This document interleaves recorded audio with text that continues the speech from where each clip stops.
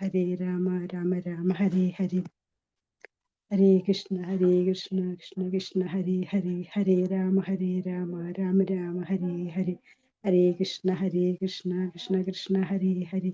ഹരേ രാമ രാമ രാമ ഹരേ ഹരേ. ഹരേ കൃഷ്ണ കൃഷ്ണ കൃഷ്ണ ഹരേ ഹരേ. ഹരേ രാമ രാമ രാമ ഹരേ ഹരേ. ഹരേ കൃഷ്ണ കൃഷ്ണ കൃഷ്ണ ഹരേ ഹരേ. ഹരേ രാമ രാമ രാമ ഹരേ ഹരേ. ഹരേ കൃഷ്ണ കൃഷ്ണ ഹരേ ഹരേ. ഹരേ രാമ രാമ രാമ ഹരേ ഹരേ. ഹരേ കൃഷ്ണ കൃഷ്ണ ഹരേ ഹരേ. ഹരേ രാമ രാമ രാമ ഹരേ ഹരേ. ഹരേ കൃഷ്ണ കൃഷ്ണ ഹരേ ഹരേ. രാമ രാമ രാമ ഹരേ ഹരേ. ഹരേ കൃഷ്ണ ഹരേ കൃഷ്ണ മാതാജി. ഹരേ കൃഷ്ണ പ്രണാമം. ഹരേ കൃഷ്ണ. ഹരേ കൃഷ്ണ ഹരേ കൃഷ്ണ. ഹരേ കൃഷ്ണ പ്രണാമം. ഹരേ കൃഷ്ണ പ്രണാമം പ്രഭുജി. ഹരേ കൃഷ്ണ. ജൂലി മാതാജി, ശ്രീജലക്ഷ്മി മാതാജി അല്ലേ അഡ്മിൻ? ഇപ്പൊ രണ്ടുപേരല്ലേ? ആരാ? രണ്ടുപേരില്ലേ? ഞാനും ഉണ്ട് പ്രഭുജി. എന്നെ ആഡ് ചെയ്തിട്ടില്ല അഡ്മിനിലേക്ക്. ഓക്കെ ഓക്കെ, ഞാനൊന്ന് കോസ്റ്റ് ആക്കുന്നുണ്ട് കേട്ടാ. ശ്രീജലക്ഷ്മി മാതാജിനെ, Julie Mataji. Okay. Julie Mataji Hare Hare Krishna.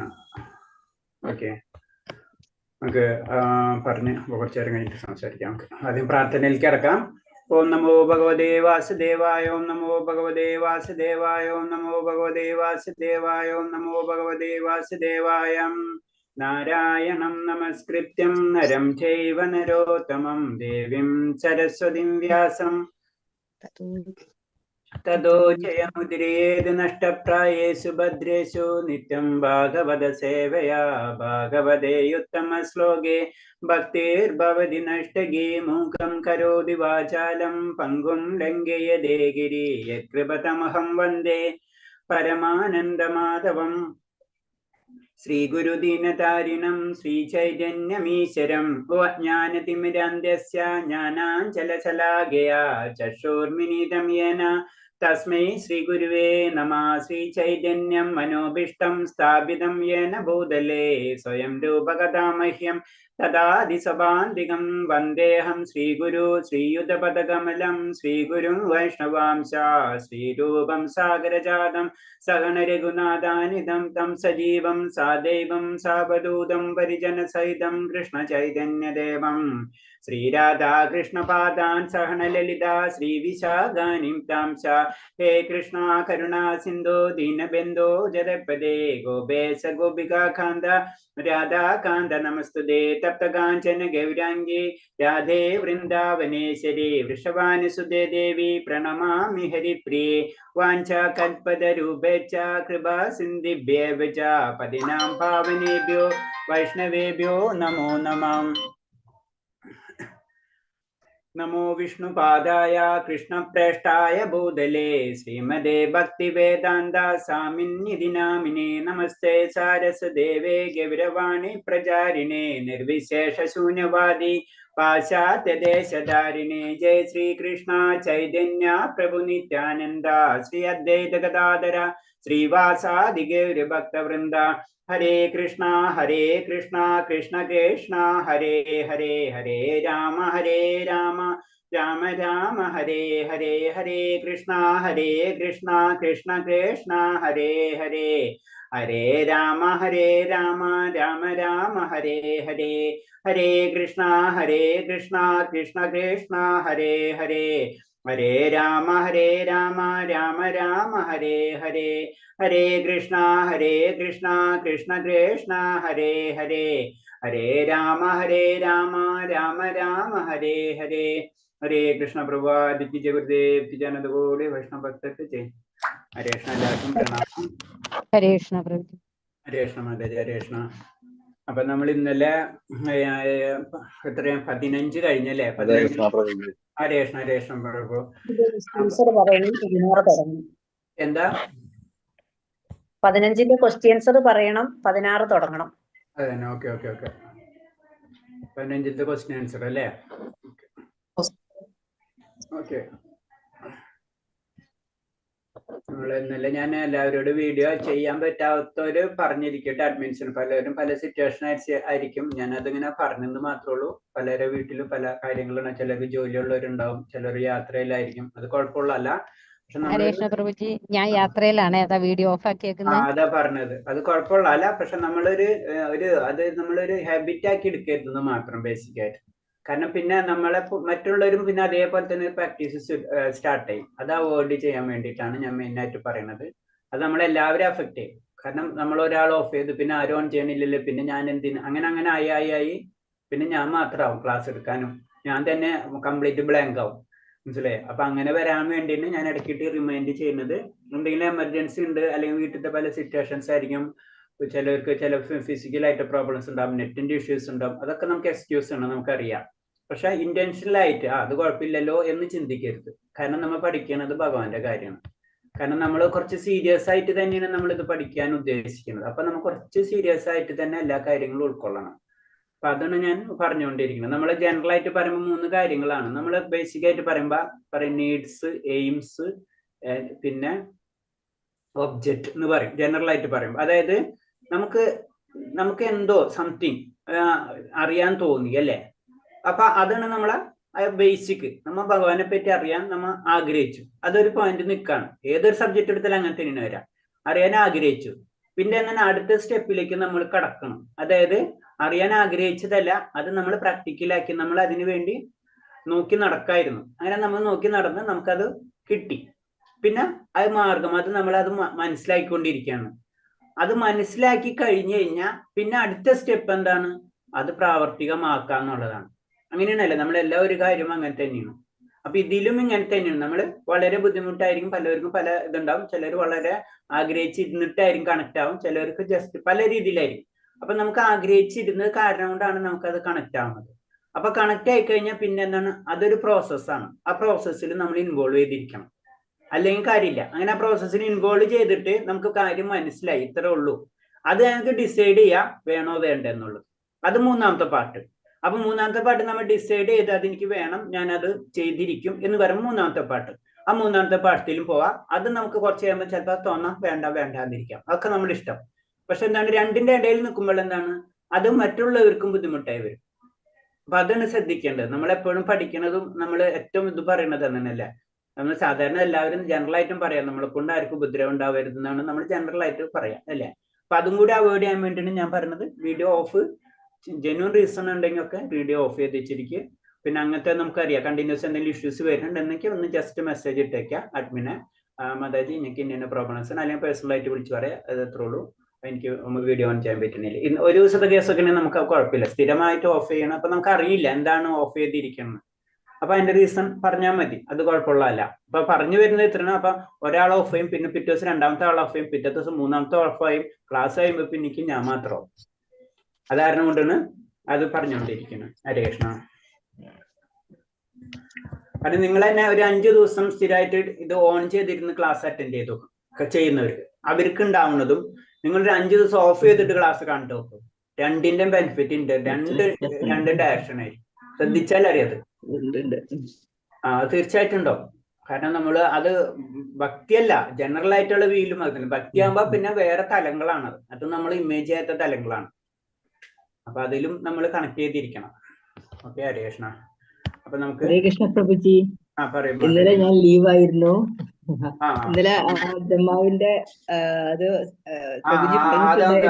അത് നമുക്ക് നോക്കാം. ഹരേ കൃഷ്ണ. ശരി മാതാജി, അത് ഞാൻ ഹോംവർക്കാണ്, പെർമനന്റ് ഹോംവർക്ക് കൊടുക്കാൻ ഞാൻ വിചാരിക്കുന്നു. ഇപ്പൊ ഒന്നും ആൻസർ പറയേണ്ട ആവശ്യമില്ല. കുറച്ച് കഴിയട്ടെ. ഹരേ കൃഷ്ണ. ഹരേ കൃഷ്ണ, ഹരേ കൃഷ്ണ. അപ്പൊ നമുക്ക് 15ാമത്തെ ചാപ്റ്റർ ആരാ വായിക്കുന്നത്? ക്വസ്റ്റ്യൻ ആൻസർ ഞാൻ വായിക്കാം. ഞാൻ വായിക്കാം. പ്രഭുജി ഞാൻ വായിക്കാം. വായിച്ചോളൂ. ആരാ വായിക്കുന്നത്? പേരെന്താ? രത്നകുമാരി. രത്നകുമാരി മാതാജി. ഓക്കെ, ഹരേ കൃഷ്ണ. ക്വസ്റ്റ്യൻ 1. വേദപഠനത്തിന്റെ ഉദ്ദേശം എന്താണ്? ഒരു സെക്കൻഡ്. വേദപഠനത്തിന്റെ ഉദ്ദേശം എന്താണ്? ആൻസർ പറയല്ലേ? ഞാൻ ജനറൽ ആയിട്ട് ചോദിക്കാണ്. ഒരു സെക്കൻഡ്.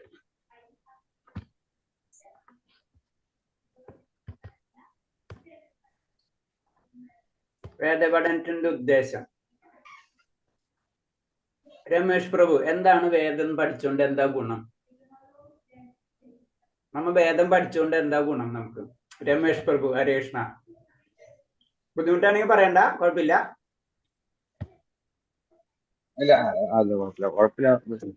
കുഴപ്പമില്ല, ഞാൻ ഓഫീസിലാണല്ലോ, അത് വെച്ചിട്ട് ഞാൻ ചോദിച്ചത്. ജനറൽ ആയിട്ടുള്ള കാര്യമാണ്. വേദം പഠിക്കണോണ്ട് എന്താ ഗുണം? എന്തിനാ വേദം പഠിക്കുന്നത്? ദൈവികമായിട്ടുള്ള കാര്യങ്ങള്, എന്താ ആത്മീയ കാര്യങ്ങളിലേക്ക് ആത്മീയ കാര്യങ്ങൾ അറിയാം അല്ലെ? ആത്മീയ കാര്യങ്ങളെ കുറിച്ച് കൂടുതൽ അറിയാൻ വേണ്ടിയാണ് നമ്മൾ അത് ചെയ്യുന്നത് അല്ലെ? ആത്മീയ കാര്യങ്ങളെ പറ്റി അറിയാൻ വേണ്ടി. വളരെ സിമ്പിൾ ആയിട്ടുള്ള കാര്യമാണ്. വേറെ ഇതിലൊന്നും ചിന്തിക്കാനില്ല. വേദം എന്ന് പറയുന്നത് ആത്മീയ കാര്യങ്ങളെ പറ്റി നമുക്ക് അറിയാൻ വേണ്ടിയിട്ടുള്ള കാര്യങ്ങൾ. ആത്മീയത്തിന്റെ അവസാന വാക്ക് എന്താണ്? ആത്മീയത്തിന്റെ അവസാന വാക്ക് എന്താണ്? ഭഗവാൻ. ഭഗവാൻ. അത്രേ ഉള്ളൂ, ഭഗവാൻ. ആത്മീയത്തിന്റെ അവസാന വാക്ക് എന്ന് പറയുന്നത് ഭഗവാനാണ്. അഞ്ച് പറഞ്ഞോളൂ മാതാജി ആൻസർ. അപ്പൊ എന്തായിരിക്കും ആൻസർ? കൃഷ്ണനെ പറ്റി അറിയുകയാണ് വേദപഠനത്തിന്റെ ഉദ്ദേശം. അത്രേ ഉള്ളൂ. അപ്പൊ പഠിച്ചു കഴിഞ്ഞാൽ നമ്മള് മനസ്സിലായി. ഇനി ആരും എപ്പോ ചോദിച്ചാൽ ഈ ആൻസർ നമ്മൾ ജീവിതത്തിൽ മറന്നുമില്ല. മനസ്സിലായില്ലേ? അതാണ് അതിന്റെ പ്രത്യേകത. അടുത്ത ചോദ്യം വായിച്ചോ. ഇവിടെ അറിയാൽ വിഷത്തെ എന്തിനോടാണ് ഉപയോഗിച്ചിരിക്കുന്നത്?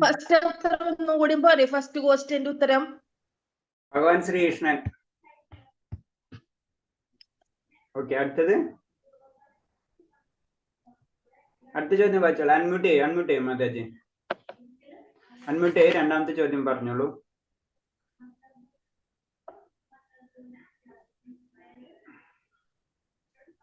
അൺമ്യൂട്ട് ആയില്ല. ഇവിടെ അറിയാൽ വൃക്ഷത്തെ എന്തിനോടാണ് ഉപമിച്ചിരിക്കുന്നത്? ഭൗതിക ബന്ധങ്ങളെയാണ് ഇവിടെ അറിയാൽ വൃക്ഷത്തോട് ഉപമിച്ചിരിക്കുന്നത്. ഓക്കെ, ഭൗതിക ബന്ധനങ്ങളാണ്. അത് കുറച്ചും കൂടെ ഡീറ്റെയിൽ ആയിട്ട് വേണമെങ്കിൽ പറയാം. ആധ്യാത്മിക ലോകമാവുന്ന വൃക്ഷത്തിന്റെ ഒരു പ്രതിഫലനമാണ് ഭൗതിക ലോകമാവുന്ന ഈ വൃക്ഷം. ആത്മീയ ലോകത്തിന്റെ അധ്യാത്മിക ലോകമാകുന്ന വൃക്ഷത്തിന്റെ ഒരു പ്രതിഫലനം മാത്രമാണ് ഈ ഭൗതിക ലോകമാകുന്ന ഈ വൃക്ഷം. വേറെ എന്തെങ്കിലും ആൻസർ ആരെങ്കിലും എഴുതിയിട്ടുണ്ട് വ്യത്യസ്തമായിട്ട്? വേദമന്ത്രങ്ങളോട് ഉപമിച്ചിരിക്കുന്നു. അത് ഒന്നാമത്തേത് വേദമന്ത്രം. അത് ഒന്നാമത്തെ ചോദ്യല്ലേ? ഭൗതിക ബന്ധങ്ങളെ അറിയാൻ പറ്റി അറിയുക എന്നതാണ്. എന്ത്? ഭൗതിക ബന്ധങ്ങളെ അറിയാൽ വൃക്ഷത്തോട് ഉപയോഗിച്ചിരിക്കുന്നു. അതിന്റെ ഇലകളെ വേദമന്ത്രത്തോടും. അത് ശരിയാ. ഇലകൾ വേദമന്ത്രത്തോടും ഏതാണ് മറ്റേത് ഭൗതിക ലോകത്തോടും. അതെ, അത് ശരിക്കും കറക്റ്റ് ആൻസർ വരിക ആധ്യാത്മികമാകുന്ന വൃക്ഷത്തിന്റെ ഒരു പ്രതിഫലം മാത്രമാണ് ഭൗതിക ലോകമാകുന്ന ഈ വൃക്ഷം. അതാണ് അതിന്റെ ആൻസർ. പിന്നെ നമുക്ക് കുറച്ചും കൂടെ വേണമെങ്കിൽ എഴുതാം ഭൗതിക ലോകത്തോട് വർണ്ണിച്ചിരിക്കുന്നു, അല്ലെങ്കിൽ അതിലെ ഇലകൾ വേദമന്ത്രങ്ങളോട് ഉപമിച്ചിരിക്കുന്നു ഒക്കെ എഴുതാം നമുക്ക്. വേറെ എന്തെങ്കിലും വ്യത്യസ്തമായിട്ട് വേറെ ആരെങ്കിലും എഴുതിയിട്ടുണ്ടോ? ഇല്ല. ഓക്കെ, ഹരേ കൃഷ്ണ. അടുത്ത ചോദ്യം. ഈ വൃക്ഷത്തിന് പോഷണം ലഭിക്കുന്നത് എങ്ങനെ? ഭൗതിക പ്രകൃതിയുടെ ത്രിഗുണങ്ങളിലൂടെയാണ് ഈ വൃക്ഷത്തിന് പോഷണം ലഭിക്കുന്നത്. ഓക്കെ, എന്താണ് ഭൗതിക പ്രകൃതിയുടെ ത്രിഗുണങ്ങളിലൂടെയാണ് ഈ വൃക്ഷത്തിന് പോഷണം ലഭിക്കുന്നത്. ഓക്കെ, ഹരേ കൃഷ്ണ. അടുത്തത് ശ്ലോകം 5 ഭഗവാൻ എന്താണ് പറയുന്നത്? മിഥ്യാഭിമാനം, മായാമോഹം, ദുസംസർഗം എന്നീ ദോഷങ്ങൾ ഒഴിഞ്ഞ് ഭൗതിക തൃഷ്ണയിൽ പെടാതെ സദാതനത്വത്തെ അറിഞ്ഞ് സുഖദുഃഖങ്ങളായ ദ്വന്ദ്ങ്ങളിൽ നിന്നും മോചിതരായി വിഭ്രാന്തരാകാതെ പരമപുരുഷന് സ്വയം സമർപ്പിക്കുന്നത് എങ്ങനെയെന്ന് അറിയാവുന്നവർ പരമമായ ശാശ്വത സാമ്രാജ്യം പ്രാപിക്കും. അപ്പൊ അത് അഞ്ചാമത്തെ ശ്ലോകത്തിൽ തന്നെ അതിന്റെ ആൻസർ തന്നെ ഉണ്ട്. ഹരേ കൃഷ്ണ. ഓക്കെ, അടുത്തത് 5 ജീവാത്മാവിന്റെ വ്യക്തിത്വം വെളിപ്പെടുത്തുന്ന ശ്ലോകം ഏതാണ്? ശ്ലോകം 7 ജീവാത്മാവിന്റെ വ്യക്തിത്വം വെളിപ്പെടുത്തുന്നത്. അതെന്താണ്? ഭഗവാന്റെ ശാശ്വതാംശങ്ങളാണ് ഈ ലോകത്തിലുള്ള ബദ്ധരായ സകല ജീവസത്തകളും ബന്ധമായ ജീവിതം നയിക്കുവാൻ മനസ്സുൾപ്പെടെ 6 ഇന്ദ്രിയങ്ങളും ഉപയോഗിച്ച് അവർ കഠിനാധ്വാനം ചെയ്യുകയാണ്. ജീവസത്തയുടെ വ്യക്തിത്വം വെളിവാക്കുന്നു. ഓക്കെ, അപ്പൊ എന്താണ് 7ാമത്തെ ശ്ലോകം തന്നെ അല്ലെ? 7ാമത്തെ ശ്ലോകത്തില് ഭഗവാൻ പറഞ്ഞ മമ വംശ ജീവലോക, എല്ലാതും എന്റെ അംശങ്ങളാണെന്ന് ഭഗവാൻ പറഞ്ഞു തരുന്നുണ്ട് അല്ലെ? ഓക്കെ, ഹരേ കൃഷ്ണ. അടുത്തത് ജീവാത്മാവിന്റെ ദഹനാഗ്നിയായി വർണ്ണിക്കുന്ന അഗ്നി ഏതാണ്? സകല ജീവികളിലുമുള്ള ദഹന അഗ്നിയാണ് ഭഗവാൻ. ഓക്കെ, അതിന് കുറച്ചും കൂടെ ഒരു പോയിന്റ് ഉണ്ട്.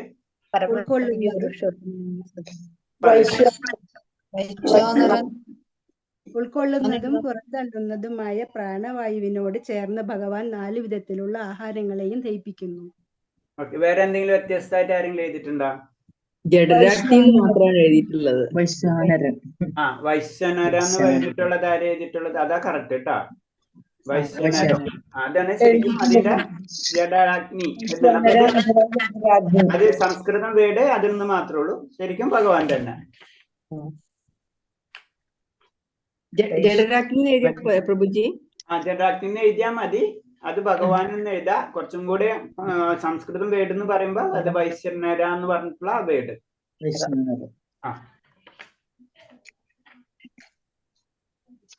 ഓക്കെ, അടുത്തത് ഭഗവാനെ പുരുഷോത്തമൻ എന്ന് പുകഴ്ത്തുന്നത് എന്തുകൊണ്ടാണ്? ഭഗവാൻ ഇന്ദ്രിയാതീതനും അക്ഷരങ്ങൾക്കും അക്ഷരങ്ങൾക്കും അതീതനും സർവശ്രേഷ്ഠനുമായതുകൊണ്ട് ലോകരും വേദങ്ങളും ഭഗവാനെ പുരുഷോത്തമൻ എന്ന് പുകഴ്ത്തുന്നു. 18ാമത്തെ ശ്ലോകം അല്ലേ? 18ാമത്തെ, അതെ. ഓക്കെ, വല്ല സംശയം ഉണ്ടതില്ലേ? ഉത്തരം പറഞ്ഞതില് ഇല്ല. ഹരേ കൃഷ്ണ.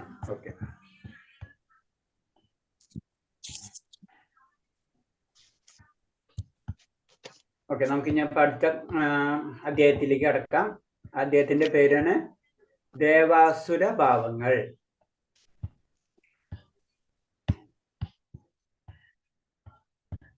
ദേവാസുരൻ ആ വേടുമ്പോ തന്നെ കേൾക്കുമ്പോ തന്നെ അറിയാം അല്ലെ? ദേവനും അസുരനും. ഇപ്പൊ ദേവന്മാരും നമുക്ക് പറയാം കുറച്ച് പരിശുദ്ധി ആർജിച്ചിട്ടുള്ളത് ജനറൽ ആയിട്ട് പറയുമ്പോ. മറ്റേതെന്താണ് ഭൗതികമായിട്ടോ അല്ലെങ്കിൽ താഴത്തേക്കുള്ള ഭൗതിക ലോകത്തിന്റെ താഴത്തേക്കുള്ള ജീവിത രീതി, അങ്ങനത്തെ രീതിയിൽ ജീവിക്കുന്നവർ അല്ലെ? നമ്മൾ മനുഷ്യഗണത്തിൽ തന്നെ അവരെ പെടുത്താൻ പറ്റില്ല. അപ്പൊ മനുഷ്യരിൽ തന്നെ ഉയർന്ന ലെവലുമ്പോ ദേവഗുണം, താഴത്തേക്ക് പോകുമ്പോ അത് ആസുര ഗുണം ജനറൽ ആയിട്ടുള്ള. അപ്പൊ അവരെ ഭാവങ്ങള്, അപ്പൊ ഒരു വ്യക്തിനെ കണ്ടു കഴിഞ്ഞു കഴിഞ്ഞാൽ അവൻ ദേവന്റെ ഭാവത്തിലാണോ അസുരഭാവത്തിലാണോ? അല്ലെങ്കിൽ നമ്മൾക്കുള്ള അസുരഭാവം ഉണ്ടെങ്കിൽ നമ്മൾ ദേവഭാവത്തിലേക്ക് കടക്കണം. ചുരുക്കി പറഞ്ഞത് അതാണ്, ദേവഗുണത്തിലേക്ക് നമ്മൾ കടക്കണം. അപ്പൊ ദേവന്റെയും അസുരന്റെയും ഭാവങ്ങൾ എന്തൊക്കെയാണെന്നാണ് ഈ അധ്യായത്തിൽ പറഞ്ഞു തരുന്നത്.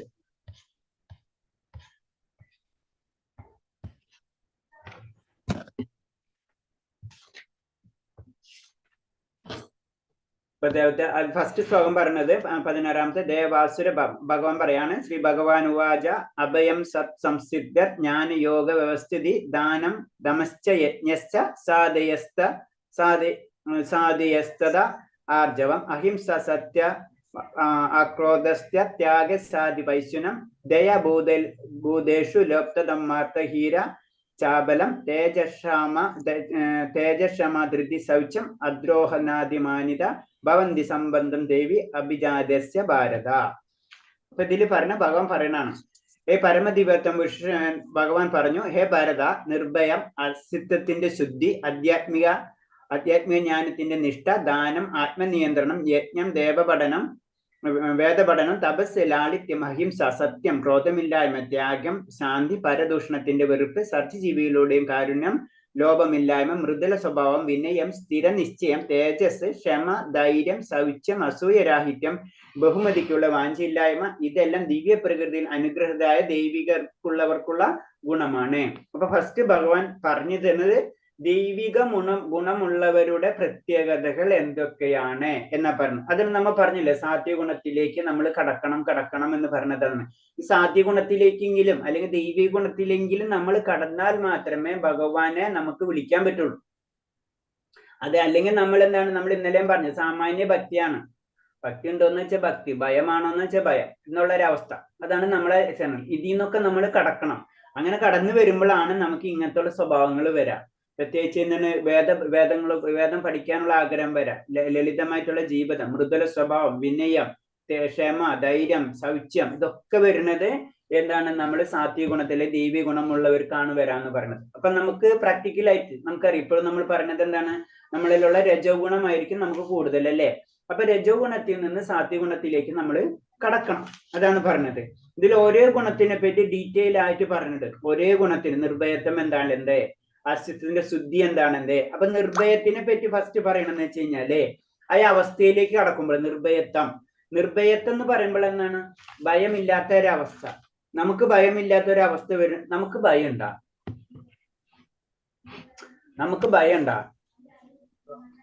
ഉണ്ട് അല്ലേ? അതാണ് കാര്യം. അപ്പൊ ഇതില് ക്ലിയർ ആയിട്ട് എഴുതിയിട്ടുണ്ട് എന്തുകൊണ്ട് നമുക്ക് ഭയം വരുന്ന എഴുതിയിട്ടുണ്ട്. കാരണം നമുക്ക് എന്താ ഭയം വരുന്നത്? ഭയമില്ലാത്തത് എന്താണ്? ഭയമുള്ളത് എന്താണ്? നമുക്ക് എന്തായിരിക്കും നമുക്ക് ഭയം വരാനുള്ള കാരണം?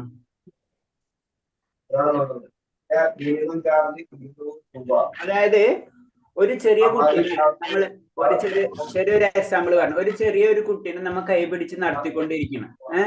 ആ കുട്ടിക്ക് ഭയം ഉണ്ടാവോ? ഉണ്ടാവില്ലല്ല. അവൻ നമ്മളെ കയ്യിൽ സംരക്ഷിതനാണെന്ന് അവനറിയാം അല്ലേ? അല്ലേ? അതില്ലാത്ത അവസ്ഥയാണ് നമ്മുടെ. ഇപ്പൊ നമ്മളെ രേഷ്മ അവിടെ എത്തിയത് പോയിന്റ് അവിടേക്ക് എത്തിയില്ലേ? അതായത് ഭഗവാൻ എന്നെ രക്ഷിക്കും എന്നുള്ള ഒരു ആത്മവിശ്വാസം നമ്മൾക്ക് ഉണ്ടെങ്കിൽ എല്ലാത്തിന്റെ ആശ്രയം, എന്റെ എല്ലാത്തിന്റെ ആശ്രയം ഭഗവാൻ എന്നുള്ള ഒരു അവസ്ഥയിലേക്ക് മാറിക്കഴിഞ്ഞാൽ പിന്നെ നമുക്ക് നിർഭയത്വം വരുന്ന പറയണത്. പിന്നെ നമുക്ക് ഭയത്തിനില്ല. എന്നെ എപ്പോഴും ഭഗവാൻ സംരക്ഷിക്കും എന്നൊരു അടിയുറച്ച വിശ്വാസം ആർക്കുണ്ടാവുന്ന പറയുന്നത് ഈ ദൈവീയ ഗുണമുള്ളവർക്ക് ഉണ്ടാവും. അവർക്ക് പിന്നെ ഭയത്തിന്റെ പ്രശ്നമില്ല. അവരാണ് നിർഭയത്വം എന്നുള്ള അവസ്ഥയിലേക്ക് കടക്കാന്ന് പറയുന്നത്. ഹരേഷ്ണ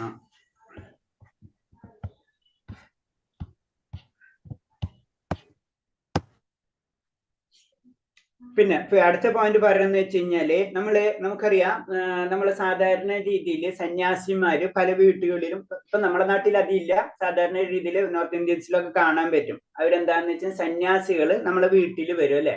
അപ്പൊ സാധാരണ നമ്മളെ പറയാം ഭിക്ഷ യാചിക്കാൻ. യാചിക്കുന്നുള്ള രീതിയല്ല ശരിക്കും അത്. അതായത് ശരിക്കും ഒരു സന്യാസി നമ്മളെ വീട്ടിൽ വരും. ഞാൻ അങ്ങോട്ട് എന്തിനാണ് നമ്മളെ വീട്ടിൽ ഒരു സന്യാസി വരുന്നത്? നമ്മളെ ചിന്താഗതി എന്താണ്? സന്യാസി വരുന്നത് ഓക്കെ, അതിലേക്ക് കടക്കണില്ല. ഓക്കെ, അപ്പൊ ഇതിൽ പറയണത് ഇത്രേ ഉള്ളൂ. ഭിക്ഷയ്ക്കായിട്ടല്ല, മറിച്ച് ഗൃഹസ്ഥന്മാരെ നേരിട്ട് കണ്ട് അവരെ കൃഷ്ണാബോധമാക്കുന്നതിന് വേണ്ടിയാണ് ഈ സഞ്ചാരം. സന്യാസിയുടെ കടമയാണെന്നാ പറയുന്നത്. ഒരു സന്യാസി എന്ന് പറയുമ്പോൾ ആ സന്യാസി ഒരിക്കലും തന്റെ മെഡിറ്റേഷനിലോ മറ്റുള്ള കാര്യങ്ങളിൽ മാത്രം ഒഴുകി നിൽക്കാൻ പാടില്ല. സന്യാസിയുടെ ഡ്യൂട്ടിയാണ് ഗൃഹസ്ഥരെ, സാധാരണക്കാരുള്ള മനുഷ്യരെ ആത്മീയത പഠിപ്പിക്കുക എന്നുള്ളത്. എന്താ സംസ്കാരം, എന്താണ് നമ്മുടെ ജീവിതം, നമ്മുടെ എന്താണ് ലക്ഷ്യം, എന്താണ് മോക്ഷം, ഇതൊക്കെ പറഞ്ഞ് പഠിപ്പിക്കേണ്ടതും ആരുടെ ഡ്യൂട്ടിയാണ്? സന്യാസിയാണ്. അല്ല കാവ്യവസ്ത്രം ധരിച്ച് നടക്കുക, അതല്ല ഉദ്ദേശം. കാവ്യവസ്ത്രം ധരിക്കാന്ന് ഉദ്ദേശിച്ച സന്യാസി അവസ്ഥ എന്ന് പറഞ്ഞു കഴിഞ്ഞാല് ആ വ്യക്തി തീർച്ചയായിട്ടും ആത്മീയ ബോധം മറ്റുള്ളവരിൽ പ്രചരിപ്പിച്ചിരിക്കണം. അയാൾ യഥാർത്ഥ പുരോഗതി നേടിയിട്ടുണ്ടെങ്കിൽ തന്റെ ആത്മീയ ഗുരുവിന്റെ അനുമതിയോടെ വിവേകത്തോടും യുക്തിയോടും കൂടി കൃഷ്ണബോധം പ്രചരിപ്പിച്ചിരിക്കണം.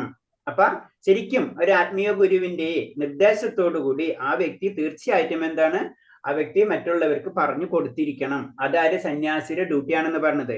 വേണ്ടുന്ന അറിവ് നേടുന്നതിന് മുന്നേ സന്യാസം കൈക്കൊള്ളുക എന്നിരിക്കലും അയാൾ വിശ്വാസനൊരു ആത്മീയ ജ്ഞാനം സമ്പാദിക്കുന്നതിൽ മുഴുകിയിരിക്കണം. അപ്പൊ കാരണം എന്താ വെച്ചാൽ സന്യാസി, സാധാരണ സന്യാസി എന്ന് പറയുമ്പോൾ നമ്മളെ രീതിയിൽ പരിത്യാഗമല്ല, ബേസിക്കായിട്ട് ഭക്തിയാണ് ശരിക്കും വരേണ്ടത്. അത് മറ്റുള്ളവരിലേക്ക് പറഞ്ഞു കൊടുക്കണം.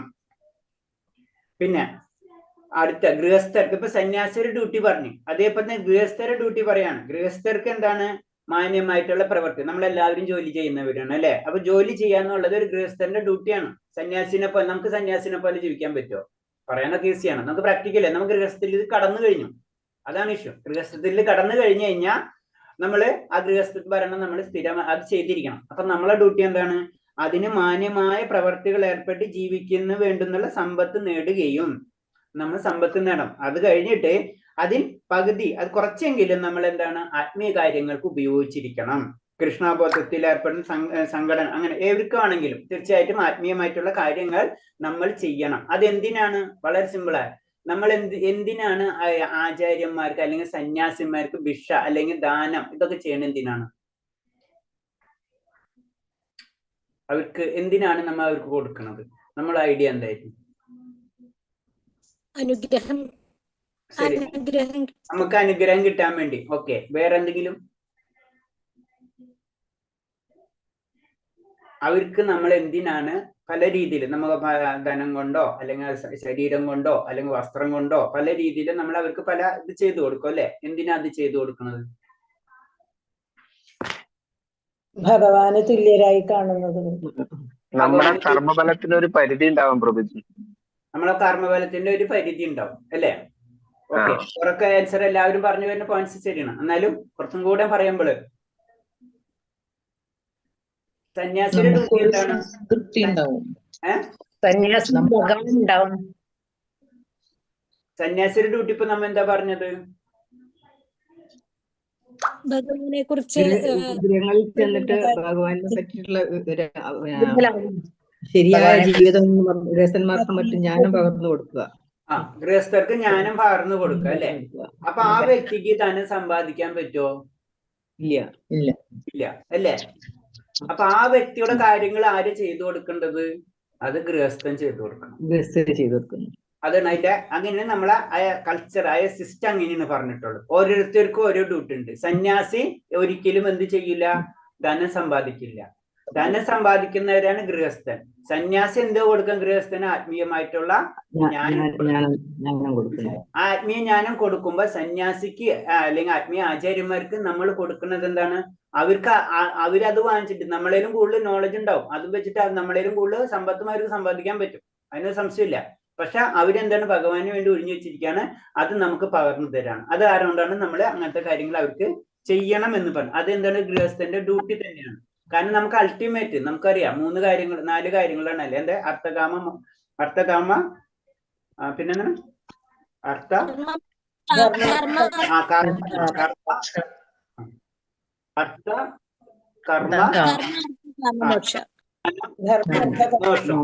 മോക്ഷം എങ്ങനെയാണ് നമുക്കറിയില്ല ശരിക്കും പറഞ്ഞു കഴിഞ്ഞാൽ. അത് അവരാണ് പറഞ്ഞു തരുന്നത്. എങ്ങനെയാണ് ധർമ്മത്തിലൂടെ എങ്ങനെയാണ് മോക്ഷം നമുക്ക് നേടേണ്ടത്. കാരണം നമ്മൾ ഇതിന്റെ പിറകിലായിരിക്കും. ധനം സമ്പാദിക്കേണ്ടത്. നമ്മ കാമവും പിന്നെ എന്താണ് അർത്ഥവും ഇതിന്റെ പിറകിലായിരിക്കും. നമുക്ക് ആഗ്രഹങ്ങൾ ഉണ്ടാവും. അതിന്റെ പിറകില് നമ്മൾ എന്താണ് പൈസ സമ്പാദിക്കേണ്ടത് ധനത്തിന്റെ പിറകിലായിരിക്കും. ഇത് ബാക്കി അർത്ഥവും ധർമ്മവും മോക്ഷത്തിനെ പറ്റി നമുക്കറിയില്ല. അപ്പൊ എന്താണ് അങ്ങനത്തെ ഉള്ള കാര്യങ്ങൾ അവർ ഡീറ്റെയിൽ ആയിട്ട് നമുക്ക് പറഞ്ഞു തരാണ് ചെയ്യുന്നത്. അത് അവരുടെ ഡ്യൂട്ടിയാണെന്ന് പറയുന്നത്. അതാണ് നമ്മൾ അവർക്ക് പല കാര്യങ്ങളും നമ്മൾ ചെയ്യണം. നമ്മൾ ഒരു അവസ്ഥയിലേക്ക് കടക്കുമ്പോ ഗൃഹസ്ഥ നമ്മൾ ഫുൾ ടൈം നമ്മൾ മോശാവസ്ഥയിലേക്ക് കടക്കുമ്പോൾ നമ്മൾ എന്താണ് നമ്മളെ ആയുസ് ഒരു 80 വയസ്സുണ്ടെന്ന് കൂട്ടാം. 80 വയസ്സ് വരെ നമ്മൾ ഗൃഹസ്ഥത്തിന്റെ അവസ്ഥയിൽ നിൽക്കാൻ പാടില്ല. നമ്മൾ ഗൃഹസ്ഥരാണെങ്കിലും നമ്മൾ പതുക്കെ വിരമിക്കണം. അതിന് നമ്മളെ ചതുരാശ്രമങ്ങളിൽ ഗൃഹസ്ഥം കഴിഞ്ഞ് വാനപ്രസ്ഥം എന്ന് പറഞ്ഞു കഴിഞ്ഞാൽ നമ്മളിപ്പോ കാട്ടിപ്പോയി താമസിക്കാന്ന ഉദ്ദേശമല്ല ഉദ്ദേശിക്കുന്നത്. നമ്മൾ പതുക്കെ അതിൽ നിന്ന് വിരക്തിയിലേക്ക് ഗാർഹികമായിട്ടുള്ള ഗൃഹസ്ഥത്തിൽ നിന്ന് പതുക്കെ വിരക്തിയിലേക്ക് നമ്മൾ മാറണം. അതെന്താണ്? അവിടെ എത്തുമ്പോൾ കുറച്ചും കൂടെ ശാരീരികമായിട്ടും മാനസികമായിട്ടും നമുക്ക് നിയന്ത്രണങ്ങൾ വേണം. അത് നമ്മൾ പഠിച്ചു തുടങ്ങണം. അതാണ് ഗൃഹസ്ഥത്തിൽ നിന്ന് പതുക്കെ വാനപ്രസ്ഥം എന്നുള്ളത്. അതായത് പതുക്കെ നമ്മൾ ഇൻഡയറക്റ്റ് ആയിട്ട് ഭഗവാനിലേക്ക് അടുക്കണം. അതാണ് നമ്മൾ ചെയ്യേണ്ടത്. നമ്മളെ ഏജ് ഒരു സിമ്പിൾ ആയിട്ട് പറഞ്ഞു കഴിഞ്ഞാൽ 100 വയസ്സുണ്ടെന്ന് വെച്ച് കഴിഞ്ഞാൽ 25 വയസ്സ് വരെ ബ്രഹ്മചര്യം, 25 തൊട്ട് 50 വയസ്സ് വരെ ഗൃഹസ്ഥം, 25 തൊട്ട് 50 തൊട്ട് 75 വയസ്സ് വരെ വാനപ്രസ്ഥം, 75 തൊട്ട് 100 വയസ്സ് വരെ സന്യാസം. ഇതാണ് ജനറൽ ആയിട്ട്. ഇപ്പൊ നമ്മൾ ആയുസത്തിന്റെ ജനറൽ ആയിട്ട് പറഞ്ഞാൽ നമ്മളൊരു അതിന്റെ അർത്ഥം എന്ന് പറഞ്ഞു കഴിഞ്ഞാല് എനിക്ക് 75 വയസ്സായിട്ടില്ലല്ലോ, എനിക്ക് 50 വയസ്സായിട്ടില്ലല്ലോ, അപ്പൊ എനിക്ക് ആത്മീയമായിട്ടുള്ള കാര്യങ്ങൾ ഇപ്പൊ ഒന്നും ചെയ്യണ്ട, അപ്പൊ ചെയ്യാം. അതല്ല. ഇതെന്ന് പറഞ്ഞത് നമ്മൾ പഠിച്ച് പരീക്ഷയുടെ സമയമാണ് ഗൃഹസ്ഥവും വാനപ്രസ്ഥവും വാനപ്രസ്ഥവും സന്യാസം. നമ്മളിത് പഠിച്ച് അവിടെ എത്തുമ്പോൾ നമ്മൾ എന്താണ് അത് പ്രാക്ടിക്കലാക്കി തുടങ്ങണം. അതിന് നമ്മൾ എത്ര ഏർലി സ്റ്റേജിലൊക്കെ സ്റ്റാർട്ട് ചെയ്യണം എന്ന് പറയുന്നതിന്റെ കാരണം. അതുപോലെ ബ്രഹ്മചര്യം എന്ന് ഉദ്ദേശിക്കുന്നത് തന്നെ എന്താണ്? ഭൗതിക വിദ്യാഭ്യാസം അല്ല. ഭൗതിക വിദ്യാഭ്യാസം എന്തായാലും നമുക്ക് വേണം, അതിനൊരു സംശയമില്ല. പക്ഷെ എന്താണ് അതിൽ കൂടി ആത്മീയ വിദ്യാഭ്യാസം എന്ന് പറയുന്നത്. ആത്മീയ വിദ്യാഭ്യാസം 25 വയസ്സ് വരെ ആത്മീയ വിദ്യാഭ്യാസം നമ്മൾ ചെയ്യണം. 25 തൊട്ട് 50 വയസ്സ് വരെ നമ്മൾ ആത്മീയ വിദ്യാഭ്യാസം നമ്മൾ പരിശീലിച്ചിരിക്കണം. ഭൗതികം അത് വേറെ നടക്കും. ഗൃഹസ്ഥന്റെ ഡ്യൂട്ടിയാണ് അത് ധനം സമ്പാദിക്കുക എന്നൊക്കെ ഉള്ള കാര്യങ്ങൾ. അതായിട്ട് ബന്ധമില്ല. ആത്മീയ കാര്യങ്ങൾ പറയുമ്പോ ആ 25 വയസ്സ് വരെയും അത് പ്രാക്ടിക്കൽ ആക്കാനുള്ള സമയമാണ്. ഇനിയാണ് നമ്മള് അത് പ്രാക്ടിക്കൽ അത് പരിശീലിച്ചിട്ട് അടുത്ത സെക്ഷനിലേക്ക് കടക്കണം. അങ്ങനെയാണ് ചെയ്യേണ്ടതെന്ന് പറയുന്നത്. പിന്നെ അഹിംസനെ പറ്റി പറയണ്ടത്. ഭക്തൻ എന്ന് പറയുമ്പോൾ അഹിംസനെ പറ്റി പറയുമ്പോഴേ നമ്മുടെ രസത്തിന് വേണ്ടി രസന പ്രീതിക്കായിട്ട് നമ്മുടെ നാവിന്റെ രുചിക്ക് ആയിട്ട് നമ്മൾ ഒരിക്കലും ഹിംസ ചെയ്യരുത് എന്നാ പറയുന്നത്. അത് നമുക്ക് കുറച്ചു നേരത്തെ തമോ ഗുണത്തിന്റെ കാര്യങ്ങളൊക്കെ പറഞ്ഞപ്പോ നമുക്ക് മനസ്സിലായി അല്ലേ?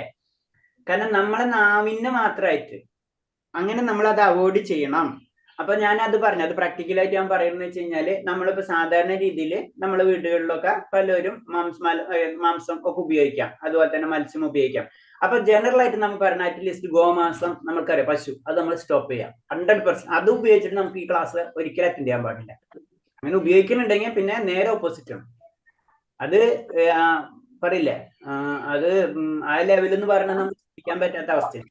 ഗോമാംസം, പശുവിന്റെ ഇറച്ചി അത് ഉപയോഗിക്കാം പറഞ്ഞ. അതേപോലെ തന്നെ അതിന്റെ പാപത്തിന്റെ തോത് തന്നെ ഡിഫറെന്റ് ആണെന്നാ പറയുന്നത്.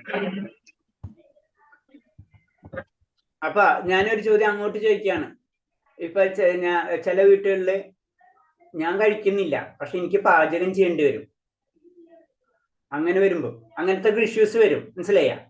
പക്ഷെ ഇനീഷ്യൽ സ്റ്റേജിൽ നമ്മൾ എന്ത് ചെയ്യാം, ആ ഗോമാംസം അതായത് പശുവിന്റെ ഇറച്ചി ഉണ്ടെങ്കിൽ അത് സ്റ്റോപ്പ് ചെയ്യാം. ഞാൻ ഇന്നലെ ആ ക്ലാസ്സിൽ പറഞ്ഞു, അത് വളരെ ഇമ്പോർട്ടൻസ് ആണ്. പിന്നെ അടുത്തതാണ് നമ്മളെ കോഴി, അങ്ങനത്തെ കാര്യങ്ങൾ. പിന്നെയാണ് മത്സ്യം, പിന്നെയാണ് മുട്ട. ഇങ്ങനെ അതിന്റെ സെക്ഷൻസ് ഉണ്ട് കറക്റ്റ് ആയിട്ട്. നമ്മൾ ഏതൊക്കെയാണ് ഏറ്റവും ഡേഞ്ചറസ് സോണിൽ നിൽക്കുള്ളത്, അതിനേലും താഴത്തെ സോൺ, അതിനേലും താഴത്തെ, അതിനേലും താഴത്തെ, അങ്ങനെ പല സോണിലാണ് നമുക്ക്. അപ്പൊ നമ്മള് 1 മാസം കഴിക്കുന്നുണ്ടെങ്കിൽ, ഡെയിലി കഴിക്കുന്നവരുണ്ടെങ്കിൽ ആഴ്ചയിലാക്കാം, ആഴ്ചയ്ക്ക് കഴിക്കുന്നവരുണ്ടെങ്കിൽ 1 മാസത്തിലാക്കാം. അപ്പൊ എന്താണ് അതിന്റെ ഡ്യൂറേഷൻ കുറയ്ക്കുക. അത്രയും പാപങ്ങൾ നമ്മൾ എടുത്ത് വെക്കണ്ട, അത്രേ ഉള്ളൂ. ഒറ്റയടിക്ക് നമുക്ക് ഒന്നും സ്റ്റോപ്പ് ചെയ്യാൻ പറ്റില്ല. അതിനാണ് പറഞ്ഞത് നമ്മൾ ആത്മീയമായിട്ടുള്ള കാര്യങ്ങൾ മുന്നോട്ട് പോകുമ്പോൾ ഇതൊക്കെ തന്നെത്താനെ കുറയും. അപ്പൊ അത് ശ്രദ്ധിക്കണം. അത് പതുക്കെ പറ്റുള്ളൂ. അതെല്ലാം നമ്മൾ ഇമ്പോർട്ടൻസ്. പ്രഭാസ്വാമി ക്ലിയർ ആയിട്ട് പറഞ്ഞു, വെജിറ്റേറിയൻ ആയതുകൊണ്ട് ഭക്തനാവില്ല. വെജിറ്റേറിയൻ ആണ് എന്ന് അതിന്റെ ഈക്വൽ ടു ഭക്തനല്ല. ഭക്തൻ വെജിറ്റേറിയൻ ആയിട്ട് മാറും. പ്രഭുജി, ഒരു സംശയം പറയട്ടെ? പ്രഭുജി, ഞങ്ങളുടെ ഒരു ചേച്ചിയുണ്ട്. ചേച്ചി ഇങ്ങനെ ആദ്യം നോൺ വെജ് എല്ലാം കഴിച്ചിരുന്നതാണ്. പിന്നെ ഇപ്പോ ഗീതയും ഭാഗവതം ഒക്കെ ആയപ്പോ ചേച്ചി നോൺ വെജ് നിർത്തി. അങ്ങനെ ചേച്ചിക്ക് തൈറോയിഡിന്റെ പ്രശ്നം, കാലുവേദനയൊക്കെ ആയിട്ട് ഡോക്ടറെ അടുത്ത് പോയപ്പോ ഡോക്ടർ പറഞ്ഞു നോൺ വെജ് മത്സ്യം കുറേശ്ശെ ഉപയോഗിക്കാൻ വേണ്ടി പറഞ്ഞു. അങ്ങനെ ആകുമ്പോ അത് നമ്മുടെ ശരീരത്തിന് അതപ്പോ അത് ആ പോയിന്റിലേക്ക് ഞാൻ വരാം. കാരണം എന്ന് വെച്ച് കഴിഞ്ഞാല് നമ്മളെ നാട്ടിലത്തെ നമ്മളിങ്ങനെ ഉപയോഗിച്ച് ശീലിച്ച വ്യക്തികൾ, അതിന് പറഞ്ഞ ഒറ്റയടിക്ക് നമ്മൾ സ്റ്റോപ്പ് ചെയ്യണ്ടെന്ന് പറഞ്ഞതിന്റെ കാര്യത്താണ്. നമ്മളിങ്ങനെ ഉപയോഗിച്ചുണ്ട്. നമ്മളെ നാട്ടിൽ കേൾക്കണ പൊക്കം ഭക്തിയല്ല എന്ന് ചോദിച്ചാൽ എല്ലാം അങ്ങോട്ട് സ്റ്റോപ്പ് ചെയ്യും, മനസ്സിലായ? പക്ഷെ അതിന്റെ പ്രോബ്ലംസ് അതിന് ഗ്രാജുവലി ചെയ്യണം എന്ന് പറയുന്നത്. നമ്മൾ അപ്പോൾ അതിന്റെ ഫുഡ് സപ്ലിമെന്റ് എന്ന് പറഞ്ഞു കഴിഞ്ഞാൽ, ഇപ്പൊ നമ്മൾ കഴിച്ചുകൊണ്ടിരിക്കണം. ഇപ്പൊ സ്ഥിരമായിട്ട് നമ്മുടെ നാട്ടിൽ മത്സ്യം അല്ലെ, മീൻ, അത് നമ്മൾ കൂടുതൽ കഴിക്കുക ജനറൽ ആയിട്ടുള്ളവര്. അത് പെട്ടെന്ന് സ്റ്റോപ്പ് ചെയ്യുന്നല്ലാണ്ട് നമ്മൾ എന്താണ് അതിന്റെ ആൾട്ടർനേറ്റീവ് കഴിക്കണില്ല, മനസ്സിലായില്ലേ? അതിന്റെ ആൾട്ടർനേറ്റീവ് ഭക്ഷണങ്ങളുണ്ട്, അത് നമ്മൾ കഴിക്കണം. അല്ലെങ്കിൽ എന്തെങ്കിലും നമുക്ക് സാധാരണ രീതിയിൽ നമുക്ക് ഡെഫിഷ്യൻസി വരും, ജനറൽ ആയിട്ടുള്ള കാര്യമാണ്. ഇപ്പൊ മത്സ്യം നിർത്തി അല്ലെങ്കിൽ മാംസം നിർത്തി എന്ന് വിചാരിച്ചു കഴിഞ്ഞാല് അതിന്റെ ടെക്നിക്കലായിട്ടുള്ള കുറെ കാര്യങ്ങൾ ഉണ്ടായില്ലേ പറയാൻ. പക്ഷെ എന്താണ് ചെയ്യേണ്ടത്, നമ്മൾ അതിനെ പറഞ്ഞു ഗ്രാജുവലി നിർത്തിക്കൊണ്ടുപോവാം. ഗ്രാജുവലി നിർത്താം. അതും എന്താണ്, അങ്ങനത്തെ വെജിറ്റേറിയൻസ് ഉണ്ട്, അത് ഉപയോഗിക്കുക അതിന്റെ അഗനിസ്റ്റ്. ഇപ്പൊ നമ്മൾ ഡോക്ടറെ അടുത്ത് പോകുന്ന അവസ്ഥ വരുന്ന അത്രയും ക്രിട്ടിക്കൽ ആകുമ്പോഴാണ് അല്ലെ. അത് ഞാൻ പറഞ്ഞത്, പേഷ്യൻസ് ഉണ്ടാവും അല്ലെങ്കിൽ പല ഇഷ്യൂ ഉള്ളവർക്ക് നമ്മൾ അത് അത്രയും ശ്രദ്ധിക്കണ്ട. നമുക്ക് ഫസ്റ്റ് പറഞ്ഞ ഹെൽത്ത് തന്നെയാണ്. ശരീരം ഉണ്ടെങ്കിലേ നമുക്ക് ഭഗവാനെ പ്രാർത്ഥിക്കാനുള്ളൂ അല്ലെ. നമ്മള് യോഗീശ്വരന്മാരായിട്ടില്ല. അപ്പൊ എന്താണ്, ഫസ്റ്റ് ഹെൽത്ത് തന്നെ വേണം. അപ്പൊ അതിന് ഏറ്റവും ഇമ്പോർട്ടൻസ് എന്താണ്, നാമം ജപിക്കുക, ഭക്തിപരമായിട്ടുള്ള സേവനങ്ങൾ ചെയ്യുക. അപ്പൊ ഭഗവാൻ അതിന്റെ മാർഗങ്ങൾ നമുക്ക് തന്നു തരും. നമുക്ക് ഇത് സംഭവങ്ങളൊന്നും ഉണ്ടാവില്ല. നമ്മൾ തിരിയരുത്. നമ്മൾ പരിത്യാഗത്തിന്റെ അവസ്ഥയല്ല, നമ്മള് ആസക്തിയുടെ അവസ്ഥയാണ്. ഭഗവാനിൽ ആസക്തി വളർത്തിയെടുക്കുക, മറ്റേത് സെക്കൻഡറി ആണ്. അതിലേറ്റവും ഡേഞ്ചറസ് സോൺ എന്ന് പറഞ്ഞാൽ അത് നിർത്തണം എന്ന് മാത്രമേ പറയുന്നുള്ളൂ. ഏത് ഗോ നമ്മൾ പറയുന്നത്, മനസ്സിലായില്ലേ? അപ്പൊ അതിനെ പ്രൊമോട്ട് ചെയ്യില്ല അതും വെച്ചിട്ട്. കാരണം എന്താണ്, നമ്മളെ ശരീരം നമ്മൾ ശ്രദ്ധിച്ച് നമ്മൾ പോവാം. അപ്പൊ നമ്മ അതിന്റെ അർത്ഥം എന്ന് വെച്ചാൽ അയ്യോ ഞാൻ ഇത് കഴിച്ചാൽ ഇനി ഇത് ഭഗവാന്റെ അടുത്തേക്ക് പോകാൻ പറ്റില്ല എന്ന് വെച്ചാൽ അടച്ചുകൂട്ടി വെക്കരുത് നമ്മള്. മനസ്സിലായില്ലേ? നമ്മൾ ഇത് ചെയ്തു പോവാ, മറ്റേത് നമ്മളെ സിറ്റുവേഷൻസ് അനുസരിച്ചൊക്കെ മാനേജ് ചെയ്ത് പോവാം. എന്ത് കാര്യങ്ങളും പ്രഭാസ്വാമി പറഞ്ഞ ഒക്കെ പ്രാക്ടിക്കലായിട്ട് നമുക്ക് ചെയ്യാൻ പറ്റുള്ളൂ. നമുക്കറിയാം കാലത്ത് അതിന്റെ കുളിച്ച് 4 മണിക്ക് അതിന്റെ കുളിച്ച് എനിക്ക് നമ്മൾ മഞ്ഞുകാലത്ത് പോകും, മഞ്ഞിന്റെ സ്ഥലത്ത് പറ്റിപ്പോയി കഴിഞ്ഞാൽ അവിടെ നടക്കുമോ? ഇല്ല, പറ്റില്ലല്ല. അവിടെ യോഗികൾ ചെയ്യുന്നുണ്ട്. നമ്മളിപ്പോഴും അവിടെ പോയി കഴിഞ്ഞാലാണ് ബർഫ് ഭാവ എന്നൊക്കെ പറഞ്ഞിട്ടുണ്ട്. മഞ്ഞിന്റെ ഉള്ളിൽ കയറിയിരിക്കണാണ് അവര്. നമുക്ക് ആ കാലെടുത്ത് വെക്കാൻ പറ്റില്ല അവിടേക്ക്, ആ ഡ്രസ്സ് തന്നെ ഊരാൻ പറ്റില്ല നമുക്ക്. അവര് അവിടെ ഇരിക്കുന്നുണ്ട്. അപ്പൊ അവരെ വെച്ച് നമുക്ക് കമ്പയർ ചെയ്യാൻ പറ്റില്ല. അപ്പൊ നമ്മൾ എന്താണ് പതുക്കെ നമ്മളെ ഭക്തി ഉയർത്താം. അതാണ് നമ്മൾ ഫസ്റ്റ് ഇനിഷ്യൽ സ്റ്റെപ്പിൽ നമ്മളെപ്പോഴും പറയുന്ന 4 നാമം ജപം അത് മാത്രം നമ്മൾ പറയുള്ളൂ. പക്ഷെ അതിൽ ഏറ്റവും ഡേഞ്ചറസ് കാര്യങ്ങൾ എന്ന് പറയുന്നത് അത് നമ്മൾ ചെയ്യരുത്. പ്രത്യേകിച്ച് ഗോമാംസം നമ്മുടെ നാട്ടിൽ ഏറ്റവും കൂടുതൽ കിട്ടുന്നത് അതായിരിക്കും. അതാണ് ഞാനത് പറഞ്ഞത്. ഓക്കെ, ഹരേ കൃഷ്ണ. പിന്നെ പറയുന്നത് ക്ഷമാശീലം നമ്മൾ വളർത്തിയെടുക്കണം. കാരണം ഈ ക്രോധം, ദേഷ്യം, ഈ ദേഷ്യം വരുന്നോട് പറയുന്നത് ശരീരം മുഴുവൻ മലിനമാകുന്ന പറയുന്നത്. അപ്പൊ ക്ഷമ ഇതൊക്കെ എന്താണ്? ഇതൊക്കെയാണ് ഒരു ഭക്തന്റെ അല്ലെങ്കിൽ ഒരു സാത്വിക ഗുണമുള്ള വ്യക്തിയുടെ അല്ലെങ്കിൽ ദൈവീയ ഗുണമുള്ള ഒരു വ്യക്തിയുടെ ലക്ഷണങ്ങൾ എന്ന് പറയുന്നത്. ക്ഷമാശീലം ഉണ്ടായിരിക്കും. ഈ ക്ഷമ എന്ന് പറയുമ്പോ ക്രോധം ഉണ്ടായിട്ട് നമുക്ക് പിടിച്ചു നിർത്താൻ നമുക്ക് പറ്റില്ല. നമുക്കൊരു ദേഷ്യം വന്നു, അയ്യോ എന്താ പറയണത്, ഭഗവാനെ കിട്ടണമെങ്കിൽ ക്ഷമിച്ചിരിക്കണം, അങ്ങനെയല്ല ഉദ്ദേശിക്കേണ്ടത്. നമ്മളത് തിരിച്ചെടുക്കണം. കാരണം എന്ന് വെച്ച് കഴിഞ്ഞാൽ നമ്മൾ ചെയ്യേണ്ടത് എന്താ? ഭഗവാന്റെ നാമങ്ങൾ, ഭഗവാന്റെ സേവനങ്ങൾ ചെയ്യുന്നതോടുകൂടി ക്ഷമ നമ്മൾക്കിൽ തന്നെത്താനെ വരും. അതാണ് പ്രത്യേകത. അപ്പൊ അതിന് ഏറ്റവും എക്സാമ്പിൾ നമ്മൾ ഏറ്റവും പറഞ്ഞു ഭഗവാൻ എന്തെങ്കിലും നിവേദിച്ചിട്ട് ഞാൻ കഴിക്കുള്ളൂ എന്ന് പറയുമ്പോൾ അപ്പൊ തന്നെ ക്ഷമ വന്നു. നമ്മ പലതരം ഇന്ദ്രിയങ്ങൾ, നമ്മൾ ഏറ്റവും ഡേഞ്ചറസ് ആയിട്ടുള്ള നാവിനെ തന്നെ നമ്മൾ നിയന്ത്രിക്കുകയാണ് അതോടുകൂടി. അപ്പൊ അവിടെ ക്ഷമ അവിടെ തന്നെ വരും. അങ്ങനെയാണ് അതാണ് പറഞ്ഞത്. ഇത് ചെയ്യുന്നതോടുകൂടി നമ്മൾ പ്രാക്ടിക്കലായിട്ട് എന്താണ്, നമ്മൾ അറിയാണ്ട് തന്നെ നമ്മളിലുള്ള ഗുണങ്ങൾ അത് സാത്വിക ഗുണങ്ങൾ വളർന്നു വരും. അല്ലാണ്ട് നമുക്ക് ഒറ്റയടിക്ക് എനിക്ക് ദേഷ്യം വന്നില്ല ഞാൻ അങ്ങനെയൊക്കെ പറ്റില്ല, നമ്മൾ പൊട്ടിത്തെറിക്കും. അതെന്ന് പറഞ്ഞത് ക്ഷമ അത് നമ്മളെ ക്രോധം നമ്മളെ ശരീരത്തെ മലിനമാക്കുന്നു. പിന്നെ ദുഃഖം നമ്മളെ പ്രശ്നം എന്താണ്? നമുക്ക് എന്തെങ്കിലും ഒരു കാര്യം കിട്ടിയില്ലെങ്കിൽ നമുക്ക് ദുഃഖമായിരിക്കും അല്ലെ? അപ്പൊ അത് നമ്മൾ മനസ്സിലാക്കാം. കാരണം ചില ഉദ്യമങ്ങൾ പരാജയപ്പെട്ടാകാം, അതിനെ ചൊല്ലിക്ക് ദുഃഖിക്കരുതേ. ക്ഷമയോടെ സ്ഥിര നിശ്ചയത്തോടെ മുന്നോട്ട് പോവുകയാണ് വേണ്ടത്. ഇപ്പൊ ഇതിൽ തന്നെ നമ്മൾ നാമം ചെയ്യുന്ന കൂട്ടത്തിലോ ഭക്തിയുത സേവനങ്ങൾ ചെയ്യുന്ന കൂട്ടത്തിലോ നമ്മൾ വിചാരിച്ച റിസൾട്ട് നമുക്ക് കിട്ടിയെന്ന് വരില്ല. അയ്യോ എനിക്ക് ഇനി ഇതിനൊന്നും പറ്റില്ലല്ലോ എന്ന് വെച്ചിട്ട് അങ്ങനെ നമ്മൾ ചെയ്യേണ്ട ആവശ്യമില്ല. ഇങ്ങനത്തെ കാര്യങ്ങൾ കുറെ ഉണ്ട്, കുറെ പോയിന്റ്സുകൾ ഡീറ്റെയിൽ ആയിട്ട് ഇതിൽ പറഞ്ഞിട്ടുണ്ട്. ഹരേ കൃഷ്ണ. അപ്പൊ നമുക്ക് ഇനി അടുത്ത ശ്ലോകത്തിൽ പോവാം. അപ്പൊ പറഞ്ഞു വന്നത് ഇത്രേ ഉള്ളൂ. ഒരു ഭക്തൻ അല്ലെങ്കിൽ ഒരു സാത്വിക ഗുണമുള്ളവൻ അല്ലെങ്കിൽ ഒരു ദൈവിക ഗുണമുള്ളവന്റെ പ്രത്യേകതകളാണ് ഇതൊക്കെ പറയുന്നത്. ആ വ്യക്തിക്ക് ലാളിത്യം ഉണ്ടാവും, അഹിംസ ഉള്ള വ്യക്തിയായിരിക്കും, സത്യമുള്ള വ്യക്തിയായിരിക്കും, ത്യാഗം, ശാന്തി, ഇതൊക്കെ ആ വ്യക്തിയിൽ നമുക്ക് കാണാൻ പറ്റും. അത് നമ്മൾ ഡെവലപ്പ് ചെയ്തെടുത്താലേ, ദൈവിക ഗുണമുള്ള ഒരു അവസ്ഥയിലേക്ക് വന്നാലേ ഭഗവാനെ നമുക്ക് ലഭിക്കുള്ളൂ. അത് ഞാൻ പറഞ്ഞിരുന്നല്ലേ, ഭഗവാനെ ലഭിക്കല്ല. ഞാൻ ഇന്നലെ പറഞ്ഞില്ല. അതെന്താ പറഞ്ഞത്? നമ്മ ഒരു കാര്യം ഇന്നലെ നമ്മൾ പറഞ്ഞു, ഭഗവാന് എല്ലാവരോടും ഒരേപോലെയാണ്. എന്നാൽ ഭക്തന്മാരോട് കുറെ ഇഷ്ടമാണ്. അത് നമ്മൾ പഠിച്ചു വെച്ചത് അല്ലെ? ഭക്തരോട് ഭഗവാൻ ഇഷ്ടമാണ് അല്ലെ? ശരിക്കും ഭഗവാന് ഭക്തനോടും ഒരേപോലെ തന്നെയാണ്. അതിന്റെ ലോജിക്ക് ഇന്നലെ ഞാൻ പറഞ്ഞു അല്ലെ? നമ്മള് സ്ഥിരമായിട്ട് ഭഗവാന്റെ കാര്യങ്ങൾ ചെയ്യുന്നതോടുകൂടി ഭഗവാന് ഭക്തനോട് അല്ലെ ആ വ്യക്തിയോട് ഇഷ്ടം കൂടും. അതിന് ഉദാഹരണം പറഞ്ഞു തന്നെന്ന് വെച്ച് കഴിഞ്ഞാൽ, ഇപ്പൊ നമ്മുടെ വീട്ടില് മകള് 2 മക്കളുണ്ടെന്ന് വയ്ക്കാം. അവന് ഒരുത്തൻ നമ്മള് രണ്ടുപേരോടും നമുക്ക് ഇഷ്ടമായിരിക്കും, ഒരു വ്യത്യാസം ഉണ്ടാവില്ല. അപ്പൊ ഒരു പയ്യൻ അല്ലെങ്കിൽ ഒരു മകൻ എന്താണ് എപ്പോഴും അവൻ ചെയ്യുന്നതിന് എന്തെങ്കിലും കാര്യങ്ങൾ നമുക്ക് കൊണ്ടുതരാന്ന് വയ്ക്കാം. അപ്പൊ അവനോട് ഒരു ആഗ്രഹം, ഒരു സ്നേഹം നമുക്ക് നിലനിൽക്കും അല്ലെ? തീർച്ചയായിട്ടും. അവനോട് മറ്റുള്ളവരുടെ ദേഷ്യം എന്നല്ല, ഇവനോട് ചെറിയ അറ്റാച്ച്മെന്റ്. ഇതാണ് ഭഗവാന്റെ രീതിയിൽ പറയുന്നത്. ഭക്തരോട് പ്രത്യേക മമത ഉണ്ടായിരിക്കണം. പിന്നെ അതിന്റെ ഉയർന്ന തലം പറയുമ്പോ പറയുന്നത് ഭഗവാന് അവരോടും ഒരേപോലെ ആയിരിക്കണം. അത് ഇന്നലെ ഞാൻ പറഞ്ഞത്. ആരെങ്കിലും ഓർമ്മയുണ്ടാ പറഞ്ഞതിന്റെ പോയിന്റ്?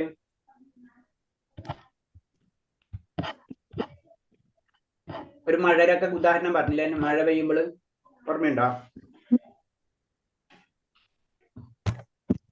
മഴ വന്നാലും വെയിൽ വന്നാലും എല്ലാം ഒരേ അതായത് മഴനെ ഉദാഹരണം വെച്ചിട്ട് പറഞ്ഞു. മഴ പെയ്യുമ്പോൾ മഴവെള്ളം എല്ലായിടത്തും വരുന്നുണ്ട്. അപ്പൊ അത് ഓരോരുത്തരും സ്വീകരിക്കുന്ന രീതി അനുസരിച്ചാണ് ആ വെള്ളം നമുക്ക് പല രീതിയിൽ ഉപയോഗിക്കാം എന്നത് പറഞ്ഞിട്ടുണ്ട്. ഭഗവാൻ എല്ലാവരോടും കരുണയുണ്ട്. പക്ഷെ എന്റെ ഭഗവാന്റെ കരുണ എത്ര നമ്മൾ ഉപയോഗിക്കണോ അത്ര നമ്മൾ ഉന്നതിയിലേക്ക് പോകും. അതാണ് അതിന്റെ കറക്റ്റ് ആ പോയിന്റ് വരുന്നത്. അടുത്ത ശ്ലോകം, നാലാമത്തെ ശ്ലോകം.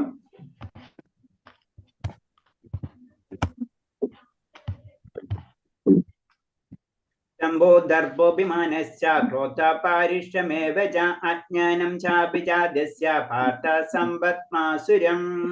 ഹേ പാർത്ഥ, ഗർവം, അഹങ്കാരം, അഭിമാനം, ക്രോധം, പാരുഷ്യം, അജ്ഞാനം എന്നിവയാണ് ആസുര്യ ഗുണങ്ങളാണ്. അപ്പൊ ആസുര്യ ഗുണങ്ങളെ പറ്റി പറയാണ്.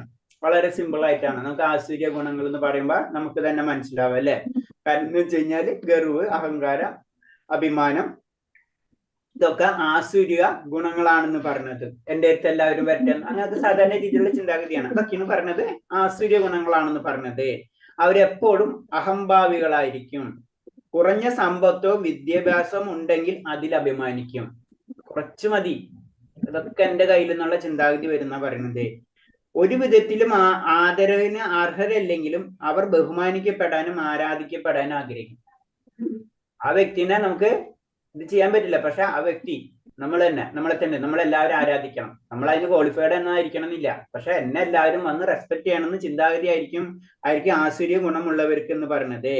പിന്നെ നിസാര കാര്യങ്ങൾ മതി അവരെ കോപിഷ്ഠരാവാൻ.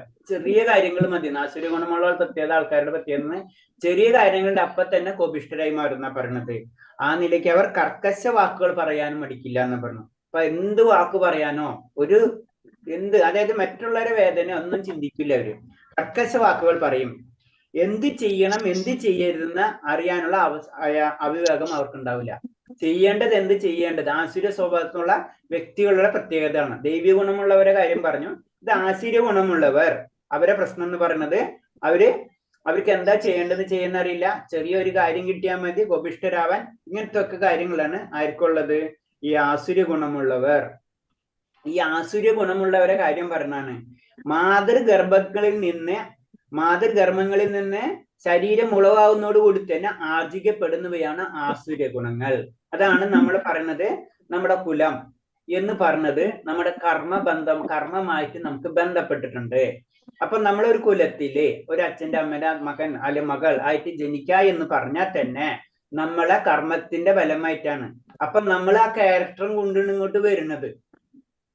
അപ്പൊ നമ്മൾ ആസുര്യ ഗുണം എന്ന് പറയുന്നത് തന്നെ അത് നമ്മൾ പാർഷ്യലായിട്ട് എവിടെ നിന്ന് കൊണ്ടുവന്നിട്ടുണ്ട്? കഴിഞ്ഞ ജന്മങ്ങളിൽ തന്നെ അത് കൊണ്ടുവന്നിട്ടുണ്ട്. അതാണ് പറഞ്ഞ മാതൃഗർഭങ്ങളിൽ നിന്ന് ശരീരം ഉളവാകുന്നത് കൂടി തന്നെ ആർജിക്കപ്പെടുകയാണ്. ശരീരത്തിൽ നിന്ന് ഗർഭപാത്രത്തിൽ നിന്ന് പുറത്തോടുകൂടി തന്നെ ഇത് പുറത്തേക്ക് വരും. വളരും തോറും ഈ ദുർഗുണങ്ങൾ കൂടുതൽ വെളിപ്പെടുകയും. അപ്പൊ ആൾറെഡി ഉണ്ട്, പിന്നെ വളരുന്നതോടുകൂടി എന്താണ് ഇത് കൂടുതൽ വെളിവാകുന്ന ചെയ്യുന്നത്. അതാണ് ആസുര്യ ഗുണമുള്ളവരെ പ്രത്യേകത. അവർക്ക് എന്താണ് ദൈവീയ ഗുണത്തിലേക്ക് എത്താൻ വളരെയധികം ബുദ്ധിമുട്ടായിരിക്കും. കാരണം എന്താണ്? കഴിഞ്ഞ ജന്മങ്ങളിൽ അങ്ങനത്തെ ചെയ്തു വെച്ചിട്ടുണ്ട്. അത് ആർജിച്ചിട്ടാണ് ഇങ്ങോട്ട് പോന്നിട്ടുള്ളത്. നമുക്കൊരു ഹാബിറ്റ് നമ്മൾ ക്രിയേറ്റ് ചെയ്ത് നയിക്കാം. ഇപ്പൊ സ്ഥിരമായിട്ട് ജനറൽ ആയിട്ട് ഒരു ചായ കുടിക്കുന്ന ഹാബിറ്റ് നമ്മുടെ ഹാബിറ്റാണ് അല്ലെ. നമുക്ക് പെട്ടെന്ന് മാറ്റാൻ പറ്റില്ല അല്ലെ. അത് നമ്മളെ ഹാബിറ്റാണ് എന്നത് പറഞ്ഞ പോലെയാണ് എന്നാണ് ആസുര്യ ഗുണമുള്ള വ്യക്തികളെ പറ്റി പറഞ്ഞത്. അവര് കഴിഞ്ഞ ജന്മങ്ങളിൽ ചെയ്തിട്ടുള്ളത് കാരണങ്ങള് പെട്ടെന്ന് അവർക്ക് അതിൽ നിന്ന് മാറ്റാൻ പറ്റില്ല. അടുത്ത ശ്ലോകം. ദേവി സമ്പത് വിമോഷായ നിബന്ധായ സുരീമത മാം സുജ സംബന്ധം ദേവി അഭിജാനന്ദോസി പാണ്ഡവാൻ. അഭൈത ഗുണങ്ങൾ മുക്തി സാധനങ്ങളും ആസുര്യ ഗുണങ്ങൾ ബന്ധന കാരണങ്ങളുമാണ്. പാണ്ഡുനന്ദന ദേവി ഗുണങ്ങളോട് പിറന്നതായ കൊണ്ട് നീ ദുഃഖിക്കണ്ട. അപ്പൊ അതിലാണ് ഇൻഡയറക്റ്റ് ആയിട്ട് ഇങ്ങനെ കറക്റ്റ് ആയിട്ട് പറയുന്നുണ്ട്. ഒന്ന് അഭൈത ഗുണങ്ങൾ, അതായത് ഭൗതികമായിട്ടുള്ള ബന്ധപ്പെട്ടാത്ത മുക്തി സാധനങ്ങളും അത് മുക്തിക്ക്. അത് ദൈവീയ ഗുണങ്ങൾ എന്താണ്? ഓട്ടോമാറ്റിക് മുക്തി കിട്ടും അല്ലെ. നമുക്ക് ഭഗവാനിലേക്ക് കണക്ട് ചെയ്യാൻ പറ്റും, അല്ലെങ്കിൽ മുക്തി കിട്ടും നമുക്ക്. മറ്റേതാണെന്ന് വെച്ച് കഴിഞ്ഞാല് ബന്ധനാണ്. ഈ ഭൗതിക ലോകത്തിൽ തന്നെ നമുക്ക് എടുക്കും. ആസുര്യ ഗുണങ്ങൾ വന്നു കഴിഞ്ഞാൽ നമ്മൾ എന്താണ് വീണ്ടും താഴ്ന്ന ലോകങ്ങളിലേക്ക്, അല്ലെങ്കിൽ താഴ്ന്ന ജന്മങ്ങളിലേക്ക്, അങ്ങനത്തുള്ള ജീവിതങ്ങളിലേക്ക്, അല്ലെങ്കിൽ ഈ ജന്മം അങ്ങനത്തുള്ള കുലങ്ങളിലേക്കും അല്ലെങ്കിൽ അങ്ങനത്തുള്ള സമ്പ്രദായങ്ങളിലേക്കൊക്കെ നമുക്ക് കടക്കും. പക്ഷെ എന്താണ് ദൈവിക ഗുണം കൊണ്ട് ദൈവിക ഗുണങ്ങളോട് പിറന്നവൻ. അപ്പൊ ദൈവിക ഗുണത്തിനുള്ള വ്യക്തിയാണെങ്കിൽ ഓട്ടോമാറ്റിക് ആയിട്ട് എന്താണ് അവൻ വീണ്ടും വീണ്ടും ഉയരാനാണ് സാധ്യത. അതായത് ഞാൻ പലപ്പോഴും പറഞ്ഞിട്ടുണ്ട്, ഒരു എൻട്രൻസ് എഴുതി പാസ്സായി മെഡിക്കൽ എഞ്ചിനീയറിംഗ് കിട്ടിക്കഴിഞ്ഞാൽ 99% കുട്ടി ഒന്നില്ലെങ്കിൽ എഞ്ചിനീയർ ആവും, അല്ലെങ്കിൽ മെഡിസിൻ, അല്ലെങ്കിൽ അഡ്വക്കേറ്റ്, ഏത് പൊസിഷൻ ആയിക്കോട്ടെ ആയിരിക്കും. 1% മിസ്സാവും. അതേപോലെ തന്നെയാണ് ദൈവിക ഗുണം ആർജിച്ചിട്ടുണ്ടെങ്കിൽ തീർച്ചയായിട്ടും നമുക്ക് മുക്തി കിട്ടാനുള്ള സാധ്യത കൂടുതലാണ്.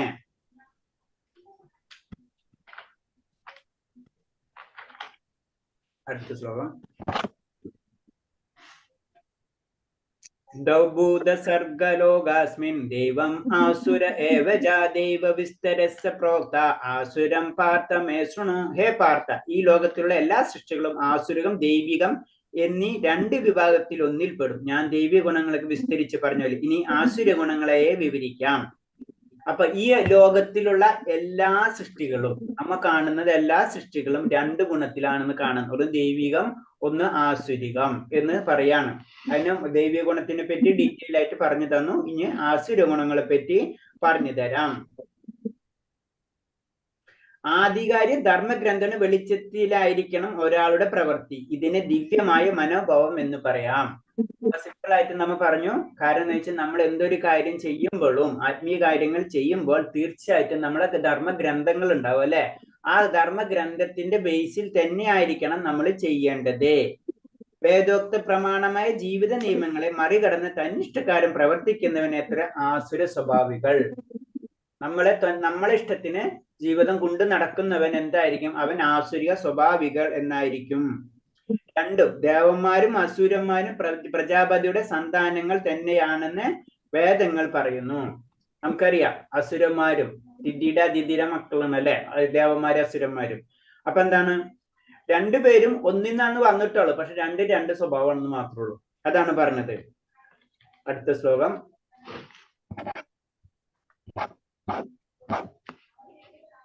പ്രവർത്തിം ച നിവർത്തിം ച ജനാന വിദുരസുര ന സത്യം നാചാചരോ ന സത്യം ദേശു വിദ്യതേ. വിവർത്തനം. ചെയ്യേണ്ടതെന്നോ ചെയ്യരുതാത്തതെന്തോ അസുര സ്വഭാവികൾ അറിഞ്ഞൂടെ. വിശുദ്ധിയും നല്ല പെരുമാറ്റവും സത്യസന്ധതയും അവർക്കറിയില്ല. അതാണ് അസുര സ്വഭാവങ്ങളെ പറ്റി വീണ്ടും പറയാണ്. ഇവർക്ക് ചെയ്യേണ്ടത് എന്തോ അതൊന്നും ഇവർക്ക് അറിയില്ല. അവരിഷ്ടത്തിനായിരിക്കും പ്രവർത്തിക്കുക. നമുക്കറിയാം കംസൻ, ഇവരൊക്കെ ഒക്കെ നോക്കിയാലും അറിയാം അസുര സ്വഭാവികള് അവര് ഇഷ്ടത്തിനായിരിക്കും പ്രവർത്തിച്ചുകൊണ്ടിരിക്കുക. അവർക്ക് നല്ല പെരുമാറ്റമോ ഇതൊന്നും അവർക്ക് ഉണ്ടാവില്ല എന്നാ പറയുന്നത്. പിന്നെ ഇവര് വേറെ ഒരു കാര്യം, ധർമ്മശാസ്ത്ര നിയമങ്ങൾ അറിഞ്ഞുകൂടാ. എന്താ നിയമം? ആത്മീയമായിട്ടുള്ള കാര്യങ്ങൾ ഇവർക്ക് അറിയില്ല. അറിഞ്ഞനുസരിക്കണമെന്നുള്ള ആഗ്രഹവും ഉണ്ടാവില്ല. ഇവർക്ക് അറിയാൻ ആഗ്രഹം ഉണ്ടാവില്ല, അറിഞ്ഞാൽ തന്നെ അത് പ്രവർത്തിക്കുകയില്ല. പലർക്കും അറിവില്ല, അറിഞ്ഞവർക്ക് അനുസരിക്കാൻ സന്നദ്ധയോ വിശ്വാസമില്ല. അപ്പൊ ഒന്നാമത്തെ അറിയാൻ. അപ്പൊ നമ്മൾ ഇൻഡയറക്റ്റ് ആയിട്ട് നമ്മൾ അറ്റ്ലീസ്റ്റ് നമുക്ക് ഭഗവാനെ പറ്റി അറിയാനെങ്കിൽ ആഗ്രഹം ഉണ്ടെന്നെങ്കിൽ നമുക്ക് ചിന്തിക്കാം. ചിലവർക്ക് അറിയാൻ തന്നെ ആഗ്രഹം ഉണ്ടാവില്ല എന്നാ പറയുന്നത്. അതേപോലെ തന്നെ അനുസരിക്കാൻ സന്നദ്ധ ഉണ്ടാവുകയില്ല. 2 ഉണ്ടാവില്ല. അതിനാൽ വേദനിർദ്ദേശങ്ങൾ വഴങ്ങുകയില്ല. വേദനിർദ്ദേശങ്ങൾ പറഞ്ഞിട്ടുള്ള കാര്യങ്ങൾ ഇവര് ഒന്നും ഉണ്ടാവില്ല. പിന്നെ ഇവരെ വേറെ ഒരു പ്രത്യേകത എന്നൊരു ബാഹ്യമോ ആന്തരികമായിട്ടുള്ള ശുചിത്വം ആസുര സ്വഭാവികൾ ഉണ്ടാവില്ല. കുളി, പല്ലുതേപ്പ്, വസ്ത്രം മാറ്റൽ മുതലേ പതിവായി ചെയ്ത് ശരീരം ശുദ്ധി വഹിക്കുന്നവർ എല്ലാവരും ശ്രദ്ധിക്കണം. കാരണം ഇതൊക്കെ നമ്മളെ ശൗച്യം അത് വളരെ മസ്റ്റാണ്. അല്ലെങ്കിൽ ഇതൊക്കെ ആസുര ഗുണത്തിലേക്കാണ് പോവാന്ന് പറയുന്നത്. ബാഹ്യമായിട്ടുള്ള ആന്തരിക ശുചിത്വം നമുക്ക് ആവശ്യമാണ്. നമുക്കറിയാം ബാഹ്യമായിട്ടുള്ള ശുചിത്വം നമുക്ക്, ആന്തരികമായിട്ടുള്ള ശുചിത്വം എന്ന് പറയുമ്പോൾ എന്തായിരിക്കാം?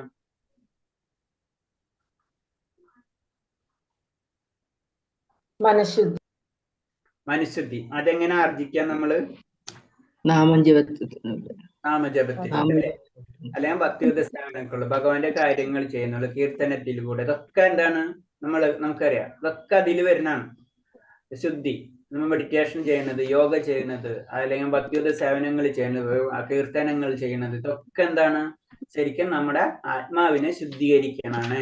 അങ്ങനെ ശുദ്ധീകരിച്ചിട്ടില്ലെങ്കിൽ നമ്മൾ എവിടേക്കാ പോകുന്നു പറഞ്ഞത് ആസുര സ്വഭാവയുടെ ഗുണത്തിൽ പോകും. നമ്മൾ കുളിച്ച് നല്ല ബാഹ്യം ശുദ്ധിയാണ് നമ്മൾ ജനറൽ അങ്ങനത്തെയാണ്. കാരണം അതെന്താണ് നമ്മൾ ചെയ്തിട്ടില്ല എന്ന് വെച്ച് കഴിഞ്ഞാല്, കാരണം നമ്മളെ നാട്ടിലത്തെ സിസ്റ്റം അത് ചെയ്തിട്ടില്ല, നമ്മളെ റിലേറ്റ് ചെയ്യും. ആട്ടെ, വളരെ സിമ്പിളാ. അപ്പൊ അത് നമ്മൾ ചെയ്യാൻ നിവൃത്തിയില്ല. പക്ഷെ എന്താണ്, ഉള്ളിലത്തെ ശൗചം ആരും നോക്കൂല. അപ്പൊ അത് നമുക്ക് എന്ത് ചെയ്യാതിരിക്കാം. പക്ഷെ ഉള്ളിൽ ചെയ്യേണ്ടത് നമ്മളെ ഹൃദയത്തെയാണ്, നമ്മളെ ആത്മാവിനെയാണ് നമ്മളെ കടമ എന്ന് പറഞ്ഞത്. അതാണ്. രണ്ടു തരം കടമയുണ്ട്. ഒന്ന് നമ്മുടെ മൗലികമായിട്ടുള്ള കടമ, ഒന്ന് ബാഹ്യമായിട്ടുള്ള കടമ. ഈ മൗലികമായിട്ടുള്ള കടമ എന്ന് പറഞ്ഞത് നമുക്ക് ആത്മാവിനെ ശുചീകരിക്കുക എന്നുള്ളതാണ് നമ്മുടെ മൗലികമായിട്ടുള്ള കടമ. അല്ലെങ്കിൽ ആത്മാവിന് കൊടുക്കുക, ആത്മാവിന്റെ ധർമ്മം അത് ചെയ്യണം. ആ ധർമ്മമാണ് പറയുന്നത്. അത് ചെയ്തിട്ടില്ലെങ്കിൽ നമ്മൾ ആസുര്യമായ ഗുണങ്ങളിലേക്ക് നമ്മൾ കടന്നു പോകും. അടുത്ത ശ്ലോകം. അസത്തമ്യ പ്രതിഷ്ഠേദം ജഗദാഹുരനീശ്വരം അപ്സരസ് സംഭൂതം കിം അന്യത് കാമഹൈതുകം. ഈ അസത്യവും അടിസ്ഥാനരഹിതമാണെന്നും അതിൽ നിയന്ത്രമായ ഒരു ഈശ്വര്യമില്ലെന്നും അവർ പറയുന്നു. ലൈംഗിക അഭിലാഷം മാത്രമാണ് ഇതിന്റെ ഉൽപ്പത്തി കാരണമെന്നും കാമമല്ലാതെ മറ്റൊന്നും കാരണമായിട്ടില്ലെന്നാണ് അവർ പറയുന്നത്. അപ്പൊ ആസുര സ്വഭാവികൾ പറയുന്നതാണ്. നമുക്കറിയാം, ഇപ്പൊ നമ്മളെ നിരീശ്വരവാദികൾ എന്ന് പറയാം, അല്ലെങ്കിൽ വേറെ എന്ത് വേണമെങ്കിലും വിളിക്കാം, അല്ലെങ്കിൽ കർമ്മികൾ എന്ന് പറയാം അവരെ. കാരണം വേറെ ഒന്നും ചിന്തിക്കുന്നില്ല, അല്ലെ? ഇങ്ങനെ ജീവിതം ഇങ്ങനെ മുന്നോട്ട് പോയിക്കൊണ്ടിരിക്കുകയാണ് അവര്. പല രീതിയിൽ ദുഃഖവും സുഖമൊക്കെ സഹിച്ച് അവരൊരിക്കലും എന്താണ് ഭഗവാനെ ഇല്ല, അല്ലെ? ഭഗവാൻ നിയന്താവായി, ഈ ഭൗതിക ലോകത്തിൽ നിയന്താവായിട്ട് ആരും ഇല്ല എന്ന് പറയാണ്. ഈ ഭൗതിക ലോകം എന്ന് പറഞ്ഞത് കാമത്തിന്റെ പറയുകയാണെന്ന് പറഞ്ഞിട്ട് അങ്ങനെ അനുസരിച്ച് ജീവിക്കുന്നവരാണ് ഈ ആസുര സ്വഭാവികൾ എന്ന് പറയുന്നത്. അവരെ ചിന്താഗതി അനുസരിച്ച് നമ്മളെ ശരീരത്തിനും ജീവനും, ജഡപദാർത്ഥം, നമ്മുടെ ശരീരം എന്ന് പറയുന്നത് തന്നെയാണ് നമ്മുടെ ജീവൻ. അങ്ങനത്തെ ഒരു കൺസെപ്റ്റ് ആയിരിക്കും അവരിക്കലുള്ളതെന്ന് പറയുന്നത്.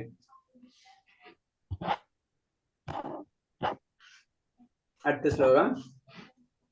ഏതാം ദൃഷ്ടമവമഷ്ടഭ്യ നഷ്ടാത്മനോ ലഭ്യ ബുദ്ധയാ പ്രവർത്യത്യുഗ്രകർമാണ ശയാ ജഗദോഹിത. ഈ നിഗമനങ്ങൾ പിന്തുടർന്ന് സ്വയം നഷ്ടപ്പെട്ടും ആസുരികമായ ഈ അല്പബുദ്ധികൾ ലോകനാശകരായ കൊടും ക്രിയകളിൽ ഏർപ്പെടുന്നു. കൊടും ക്രിയകൾ ആസുരികളാണ്. അസുര സ്വഭാവത്തിലേക്ക് നമ്മൾ ചെയ്തു കഴിഞ്ഞാൽ നമ്മൾ കൊടും ക്രിയകൾ ചെയ്യാൻ നമുക്കൊരു വിഷമമില്ല. അതാണ് അതിന്റെ കുഴപ്പം. നമ്മൾ പറയില്ല, ദയ എന്നുള്ള സംഭവം നമ്മൾക്കതിൽ ഉണ്ടാവില്ല. പിന്നെ അത് കൊടും ക്രിയകൾ. പ്രഭുസ്വാമിയുടെ ഇതനുസരിച്ച് കൊടും ക്രിയകൾ ഭയങ്കര കുറെ കാര്യങ്ങളിൽ പറയുന്നുണ്ട്. അപ്പൊ നമ്മൾ അതിലേക്കൊന്നും ഇപ്പത്ത് പോണ്ട. കാരണം എന്ന് വെച്ച് കഴിഞ്ഞാല്, കാര്യം ആസുര സ്വഭാവികളിലേക്ക് പോകുമ്പോൾ, ആസുര ഗുണങ്ങളിലേക്ക് പോകുമ്പോൾ അപ്പൊ രണ്ട് കാര്യം നമ്മൾ ശ്രദ്ധിക്കണം. ഒന്ന് ബാഹ്യവും ഒന്ന് ആന്തരിക ശൗച്യം. ഇത് രണ്ട് തന്നെ ചെയ്തു കഴിഞ്ഞാൽ തന്നെ അതാണ് നമ്മൾ ക്ഷേത്രാരാധന, ഇതൊക്കെ എന്തിനാണ്? നമ്മൾ ദൈവിക ഗുണത്തിലേക്ക് നമ്മളെ കൊണ്ടുപോകാൻ തന്നെയാണ് ബേസിക്കായിട്ട്. ഇനീഷ്യൽ സ്റ്റെപ്പ് എന്ന് മാത്രമേ ഉള്ളൂ. അതിന് നമ്മൾ ദൈവഭയമൊക്കെ പറയുന്നതിന്റെ കാരണം ഇനീഷ്യൽ സ്റ്റെപ്പ് നമ്മൾ ഉള്ളിലും പുറത്തും ശൗച്യം വേണം. അപ്പൊ എന്താണ്, നമ്മൾ അറ്റ്ലീസ്റ്റ് ദൈവിക ഗുണത്തിലെങ്കിലും നമുക്ക് കടക്കും. അതിന് വേണ്ടിയാണ് ഇതൊക്കെ ചെയ്യുന്നത്. അല്ലെങ്കിൽ എന്താണ്, ലോകത്തിനും നമുക്ക് നാശമായിട്ടുള്ള കാര്യങ്ങൾ നമ്മൾ ചെയ്തുകൊണ്ടേയിരിക്കും.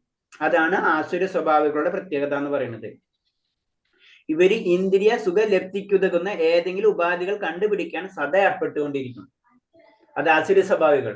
അവര് നമ്മളെ ഇന്ദ്രിയത്തിന് സുഖം കിട്ടേണ്ട രീതിയിലുള്ള പല കാര്യങ്ങളും അവർ സമയം അതിനു വേണ്ടി മാത്രം ചെലവഴിച്ചുകൊണ്ടിരിക്കുന്ന പറയുന്നത്. അത്തരം ഭൗതികമായ കണ്ടുപിടുത്തങ്ങൾ മാനവ സംസ്കാരത്തെ മുന്നോട്ട് നയിക്കുമെന്നാണ് കരുതുന്നത്, അല്ലെ? ഇപ്പൊ നമ്മള് വേറെ രീതിയിൽ അതിൽ പറയുന്ന വെച്ച് കഴിഞ്ഞാൽ, പണ്ട് അസൂരിയായിരുന്നു, ഇന്ന് കൊറോണയായി, ഇത്രയുള്ള വ്യത്യാസം. അപ്പൊ ഇതിങ്ങനെ അവര് ഇത് കഴിഞ്ഞ് കഴിഞ്ഞാൽ അതോട് പ്രോബ്ലം കഴിഞ്ഞെന്നല്ല പറയുന്നു, പിന്നെയും പ്രോബ്ലം വരും. ഇത് ഇങ്ങനെ ഭൗതിക ലോകത്തിന്റെ പ്രശ്നം അതാണ്. അതൊന്ന് കഴിഞ്ഞാൽ ഒന്ന് വരും. ഇവരിങ്ങനെ ചെയ്തുകൊണ്ടിരിക്കുകയാണെന്ന് പറയുന്നത്. ജനങ്ങൾ അധികം ആക്രമണസ്ഥരും നിഷ്ഠൂരരുമാകുന്നു. അങ്ങനെയാണ് ഇത് സംഭവിക്കാന്ന് പറഞ്ഞത്. അപ്പൊ ആശ്ചര്യമായിട്ടുള്ള സ്വഭാവമുള്ളവരെ ചിന്താഗതി എന്ന് പറയുന്നത് അവരേത് സമയത്തും പുതിയ പുതിയ കണ്ടുപിടുത്തങ്ങൾ, അതായത് ഇന്ദ്രിയങ്ങളെ തൃപ്തിക്ക് വേണ്ടിയിട്ടുള്ള കാര്യങ്ങൾ മാത്രമായിരിക്കും അവർ ചിന്തിച്ചുകൊണ്ടിരിക്കുക. ആത്മീയമായിട്ടുള്ള കാര്യത്തിന് അവർ ഒരിക്കലും വകവയ്ക്കില്ല. അതാണ് പറഞ്ഞ ആസുര ഗുണമുള്ളവരെ ശ്രദ്ധിക്കണം. കാരണം ആസുര സ്വഭാവത്തിലേക്ക് പോയി കഴിഞ്ഞാൽ ബാഹ്യമായിട്ടുള്ള കാര്യങ്ങൾ മാത്രമാണ് നമ്മൾ ചെയ്യുന്നത്, ഉള്ളിലത്തെ കാര്യം നമ്മൾ ചെയ്യുന്നില്ല. അപ്പൊ എന്താണ്, നമ്മൾ വീണ്ടും ആസുര ഗുണങ്ങളിലേക്ക് താഴ്ത്തി പോകും. അത് നമ്മുടെ ഈ ജന്മം എന്ന് പറയുന്നത് നമുക്കറിയാം ഒരു യാത്രയാണ്. ഇപ്പൊ ഒരു ജന്മം അടുത്ത ജന്മം എന്ന് പറയുമ്പോൾ നമ്മൾ ഈ ജന്മത്തിൽ എന്തൊക്കെ ആർജിച്ചിട്ടുണ്ടോ അത് ആസുര ഗുണമാണെങ്കിൽ ആസുര്യമായിട്ടുള്ള സ്വഭാവം നമുക്ക് വന്നിരിക്കും. അതിൽ നിന്ന് രക്ഷപ്പെടാൻ വളരെ ബുദ്ധിമുട്ടാണ്. 10ാമത്തെ ശ്ലോകം. കാമമാശ്രിത ദുഷ്പൂരം ദംദമാനാദിദത്തദാ മോഹാദ്ഗ്രഹതസ്താദ്ഗ്രഹാൻ പ്രവർത്തന്റെ അശുജീവൃത. അടക്കാനാവാത്ത കാമം, പൂണ്ടും ദമ്പം, ദുരഭിമാനം എന്നിവയിൽ മുഴുകി വ്യാമോഹിതരാകുന്ന അസുര സ്വഭാവങ്ങൾ ക്ഷണികമായതിൽ ആകൃഷ്ടരായി എന്നും വൃത്തിഹീനമായ കർമ്മങ്ങൾ ചെയ്തു വരുന്നു. അപ്പൊ അവരെ പറ്റി പറയാണ്, അവരെന്താണ് ദുരഭിമാനം, ദമ്പം, അതുപോലെ കാമം, ഇതൊക്കെ ആയിരിക്കും അല്ലെ. അതിനു വേണ്ടി എന്ത് കർമ്മം ചെയ്യാൻ റെഡി ആയിരിക്കും എന്ന് പറയുന്നത്. അവര് ചിലപ്പോൾ സ്വയം കീർത്തനങ്ങൾ ഉണ്ടാക്കി അവരെ തന്നെ പൊഴുത്തുണ്ടായിട്ടുള്ള കാര്യങ്ങൾ അവർ ചെയ്തുകൊണ്ടേയിരിക്കും. ഇവരെ പ്രത്യേകത എന്ന് പറഞ്ഞത്, ആസുര സ്വഭാവികളെ പ്രത്യേകത ക്ലിയർ ആയിട്ട് പറഞ്ഞിട്ടുണ്ട്. മദ്യം, സ്ത്രീകൾ, ചൂതുകളി, മാംസഭോജനം എന്നിവ മാത്രമാണ് ആസുര പ്രകൃതിക്കാരെ ആകർഷിക്കുന്നത്. ഈ 4 കാര്യങ്ങളാണ് ആസുര സ്വഭാവികളെ ഏറ്റവും ഇഷ്ടപ്പെടാം. അതിനുവേണ്ടി അവർ ഏത് മാർഗങ്ങളും ഉപയോഗിക്കും. അതായത് ലഹരി, സ്ത്രീകള്, ചൂതുകളി, അതുപോലെ തന്നെ മാംസഭോജനം, അതായത് ഇങ്ങനത്തെ ഉള്ള രീതിയിൽ. ഇവിടെയാണ് ഇങ്ങനത്തെ ഒരു സ്ഥലത്താണ് പ്രഭാത് സ്വാമി ചെന്നിട്ട് അത് മാറ്റിയത്. പ്രഭാത് സ്വാമിയുടെ ഞാൻ പറയില്ല ഏറ്റവും കൂടുതൽ പറയുമ്പോൾ, കാരണം ഇതാണ് ജീവിതം എന്ന് വിചാരിക്കുന്നവരെ നേരെ തിരിക്കുക. പിന്നെ ഒന്നും കൂടെ വേറെ രീതി പറഞ്ഞു കഴിഞ്ഞാൽ, നമ്മളെ നാട്ടിൽ ഒരു ഇതുണ്ട്, നമുക്ക് കൊക്കോള കുടിക്കല്ലേ. കൊക്കോള എല്ലാവർക്കും അറിയാം. കൊക്കോള കുടിക്കാത്ത ആരെങ്കിലും ഉണ്ട് ഇതില്? പെപ്സി കുടിക്കാത്ത ആരെങ്കിലും ഉണ്ടാ? ഉണ്ടാ? ഹരേ കൃഷ്ണ. എന്നാലും കുടിക്കാത്തെന്ന് പറഞ്ഞു കഴിഞ്ഞാല്, ഞാനത് കുടിക്കാത്തെന്ന് വെച്ച് കഴിഞ്ഞാൽ സ്ഥിരം കുടിക്കുന്നല്ല, ജീവിതത്തിൽ കുടിക്കാത്തവരാരെങ്കിലും ഉണ്ടോ എന്ന് ചോദിക്കും. ഇങ്ങനെ പെപ്സി, തംസപ്പ്, അങ്ങനത്തെ ഏതെങ്കിലും ഡ്രിങ്ക്സ് കുടിക്കാത്തത് ആരെങ്കിലും ഉണ്ടോ? ഞാൻ പറഞ്ഞ ജീവിതത്തില് പെപ്സി എന്ന് പറയില്ല, ഇങ്ങനത്തെ കുറെ ഡ്രിങ്ക്സുകൾ ഉണ്ടല്ലോ, എനർജി ഡ്രിങ്ക്സ് എന്ന് പറയുന്നത്, അത് കുടിക്കാത്തവരാരെങ്കിലും ഉണ്ടാ? Yes or no? കുടിക്കാത്തവര് യെസ് ഉണ്ട് ജീവിതത്തിൽ ഇട്ടാ, അല്ലാണ്ട് ഞാൻ അങ്ങനെയല്ല, വല്ലപ്പോഴും അല്ല, ജീവിതത്തിൽ കുടിക്കാത്തവരാരെങ്കിലും ഉണ്ടാ? നമ്മളായിട്ട് വാങ്ങി കഴിക്കാറില്ല, കുടിക്കാറില്ല. അല്ല, ഞാൻ പറഞ്ഞു നമ്മൾ കുടിച്ചിട്ടില്ലാത്തവരാരെങ്കിലും ഉണ്ടോ എന്നാണ് ചോദിക്കുന്നത്. നമ്മൾ കുടിച്ചിട്ടുണ്ടാവും അല്ലെ? എല്ലാവരും കുടിക്കും സാധാരണ. കുടിക്കാത്തവരുണ്ടാവില്ല, ഉണ്ടാവില്ല. ഒന്നോ രണ്ടോ, നമ്മള് ഒരാളോ രണ്ടുപേരോ അപൂർവം ഉണ്ടാവും അല്ലെ? കുടിക്കാത്തവരാരും ഉണ്ടാവില്ല. എന്തെങ്കിലും ഒരു ഡ്രിങ്ക്സ് ഇതാക്കാതെ, പെപ്സിയോ കൊക്കോളയോ എന്തെങ്കിലും ആരുണ്ടാവും, എന്തെങ്കിലും കഴിച്ചിട്ടുണ്ടാവും. അല്ലേ? അപ്പൊ കാരണം എന്ന് വെച്ച് കഴിഞ്ഞാൽ അതാണ് കാര്യം. കാരണം എന്ന് വെച്ച് കഴിഞ്ഞാൽ പറഞ്ഞു വരുന്നത് വെച്ച് കഴിഞ്ഞാൽ, അങ്ങനെയാണ് നമ്മുടെ സമൂഹം, അതാണ് ശരിയെന്ന് നമ്മളെ ധരിപ്പിച്ചിരിക്കുകയാണ്. അതാണ് ശരി. അത് കാരണം കൊണ്ടല്ലോ നമ്മൾ അത് വാങ്ങിക്കുന്നത്. ഈ കൺസെപ്റ്റ് തന്നെയാണ് ഫോറിനേഴ്സിന് ഇങ്ങനത്തെ കാര്യങ്ങൾ, മദ്യം, സ്ത്രീകൾ, ചുതുകളി, മാംസം, ഇതാണ് അവരുടെ ജീവിതം. ഇതിനപ്പുറത്തേക്ക് ഒരു ജീവിതം ഇല്ല എന്നാണ് അവർ ധരിച്ചിരിക്കുന്നത്. അത് തെറ്റാണെന്നാണ് പ്രഭാത് സ്വാമി അവിടെ ചെന്നിട്ട് ഇവരെ തന്നെ, അതായത് പ്രഭാത് സ്വാമിയുടെ ആ കഥ വായിച്ചു നോക്കുമ്പോൾ നമുക്കറിയാം, അവിടെ ചെന്നിട്ട് ഇങ്ങനത്തെ നമ്മളെ നാട്ടിൽ പിന്നെ നമുക്കിത് തെറ്റാണെങ്കിൽ അറിയാം ചെയ്യണതൊക്കെ, പക്ഷെ എന്നിരുന്നാലും നമ്മൾ ഉള്ളിൽ നമുക്കറിയാം പല തെറ്റാണെങ്കിലും നമ്മൾ ചെയ്യണാണ്. പക്ഷെ അവർക്ക് അതും അറിയില്ല, അത്ര അജ്ഞതയിലാണ്. അവിടെ ചെന്നിട്ടുള്ളത് മാറ്റം പറ്റും. ഞാൻ പറഞ്ഞത് പെപ്സിയുടെ പോകാൻ കാരണം എന്ന് വെച്ച് കഴിഞ്ഞാലേ, ഈ പെപ്സിയുടെ പ്രത്യേകത എന്താണ്? പെപ്സി കുടിക്കാൻ കാരണം എന്താണ്? അത് അമേരിക്കക്കാർ ഉപയോഗിക്കണ ആരോണ്ടാണ് അല്ലെ? നമ്മളെന്താണ്, നമ്മളൊരു കൺസെപ്റ്റ് ഉണ്ട്, ഫോറിനേഴ്സ് ഉപയോഗിക്കുന്ന സാധനങ്ങളൊക്കെ നല്ലതെന്നുള്ള ചിന്താഗതി അല്ലെ? ജനറൽ ആയിട്ടുള്ള ഒരു കാര്യം അല്ലെ? ഫോറിനേഴ്സ് ഉപയോഗിക്കുന്നതൊക്കെ നല്ലത് അല്ലെ? അവരൊരു brand America, made in America എന്ന് പറഞ്ഞാൽ നമുക്ക് കണ്ണടച്ച് കുടിക്കും, അല്ലെങ്കിൽ കണ്ണടച്ച് വാങ്ങിക്കും ഇല്ലേ? ജനറൽ ആയിട്ടാണ് ഒരു ഫോറിൻ അല്ലെ? നമ്മൾ ജനറൽ വോയിസിൽ ഞാൻ ചോദിക്കണം, അങ്ങനെയല്ലേ?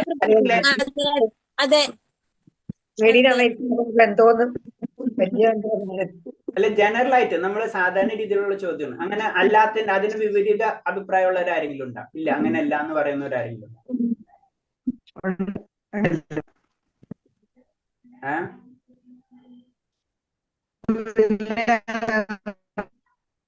ഇല്ല അല്ലെ? ജനറൽ ആയിട്ട് നമ്മൾ അങ്ങനെയാണ് ചിന്തിക്കാം അല്ലെ?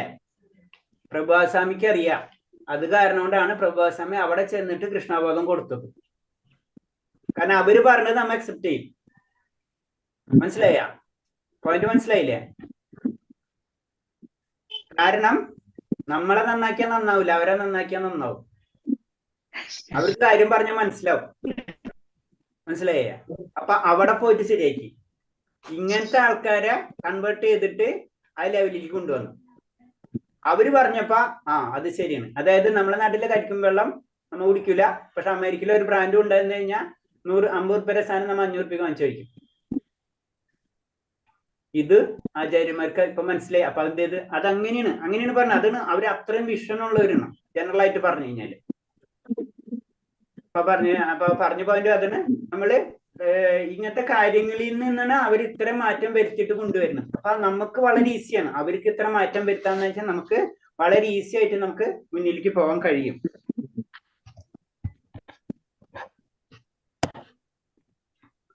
ഓക്കെ, ശരി. അപ്പൊ ഒരു ശ്ലോകം വെച്ചിരുന്നു, 2 ശ്ലോകം ഉണ്ട്, അതുകൊണ്ട് വെച്ച് നിർത്താം നമുക്ക്. ചിന്താമഭിമരമേയം ച പ്രളയന്താമഭിവാശ്രിതാം കാമുഭാഗ ഉപഭോഗപരമാ ഏതാവതിഥി നിശ്ചിത ആശാപശസദൈർബദ്ധ കാമക്രോധപരായണ ഈഹദേ കാമഭോഗാർത്ഥ മന്യയനാർത്ഥ സഞ്ചയാൻ. ഇന്ദ്രിയ സന്ദർഭണത്തിന് മനുഷ്യ സംസ്കാരത്തിന്റെ പ്രധാനം വശ്യമെന്നവർ കരുതുന്നു. ആ കാരണത്താൽ ജീവിതാവസാനം വരെയും അളവറ്റ വാകിലതയോട് കഴിഞ്ഞുകൂടേണ്ടതായിരുന്നു വരുന്നു. അനേകായിരം ആഗ്രഹങ്ങൾ വലയ്ക്കപ്പെട്ട് കാമക്രോധാദികളെ അതീതനായ സുഖഭോഗങ്ങളെ അന്യായമാണെങ്കിലും അവർ ധനം സമ്പാദിക്കുന്നു. വീണ്ടും വ്യക്തികളെ പറ്റി പറയാണ്. ഏതാ? ആസുര സ്വഭാവമുള്ള വ്യക്തികളെ പറ്റി പറയാണ്. അവരെന്ന് പറഞ്ഞാൽ അവർക്ക് ഇന്ദ്രിയം അല്ലെ, നമ്മുടെ ഇന്ദ്രിയത്തിന്റെ പിറകിലായിരിക്കും അവർ എപ്പോഴും ഉണ്ടാവുന്ന പറയാ. മരണം വരെ ഈ വിശ്വാസം, മരിക്കുന്നത് വരെയും ഇന്ന് നാളെ ഞാൻ മരിക്കും എന്നാൽ അപ്പോഴും നമ്മുടെ ബാങ്ക് ബാലൻസോ അല്ലെങ്കിൽ മറ്റുള്ള കാര്യങ്ങളായിരിക്കും നമുക്ക് ചിന്ത. വേറെ ഒന്നും ഉണ്ടാവില്ല നമ്മളില്, പക്ഷെ നമ്മളെ ചിന്ത എപ്പോഴും അതായിരിക്കും എന്ന് പറയും. മരണസമയത്തും അല്ലെങ്കിൽ വേറെ രീതി ഇപ്പൊ നമ്മളെ സാധാരണ നമുക്ക് പെട്ടെന്ന് എന്ന് പറയുമ്പോ ഇന്ന് നാളെ മരണത്തിന്റെ സമയം ആകുമ്പോൾ നമ്മള് കഴിഞ്ഞ സീരിയലിലെ പ്രോഗ്രാമിലെ എന്താ കഴിഞ്ഞെന്ന് നമ്മൾ ചിന്തിച്ചുകൊണ്ടിരിക്കുന്നു. മനസ്സിലായി? ആ ലെവലാണ് നമ്മളെ. അതാണ് ക്ലിയർ ആയിട്ട് ഇതിൽ പറയുന്നത്. ഇന്ദ്രിയ സുഖ അനുഭവ ഭോഗമാണ് ജീവിത ഉദ്ദേശം എന്നാണ് കരുതുന്നത്. മരണം വരെ ഈ വിശ്വാസം പുലർത്തുന്നത്. മരിക്കുന്ന വരെയും നമ്മള് ഞാൻ മരിക്കില്ല, ഞാൻ മാത്രം മരിക്കില്ല എന്നുള്ള ചിന്താഗതി ആയിരിക്കും ആർക്കുണ്ടാവുക? ആസുര്യമായിട്ടുള്ള സ്വഭാവികൾക്ക് ഉണ്ടാവുന്നത്.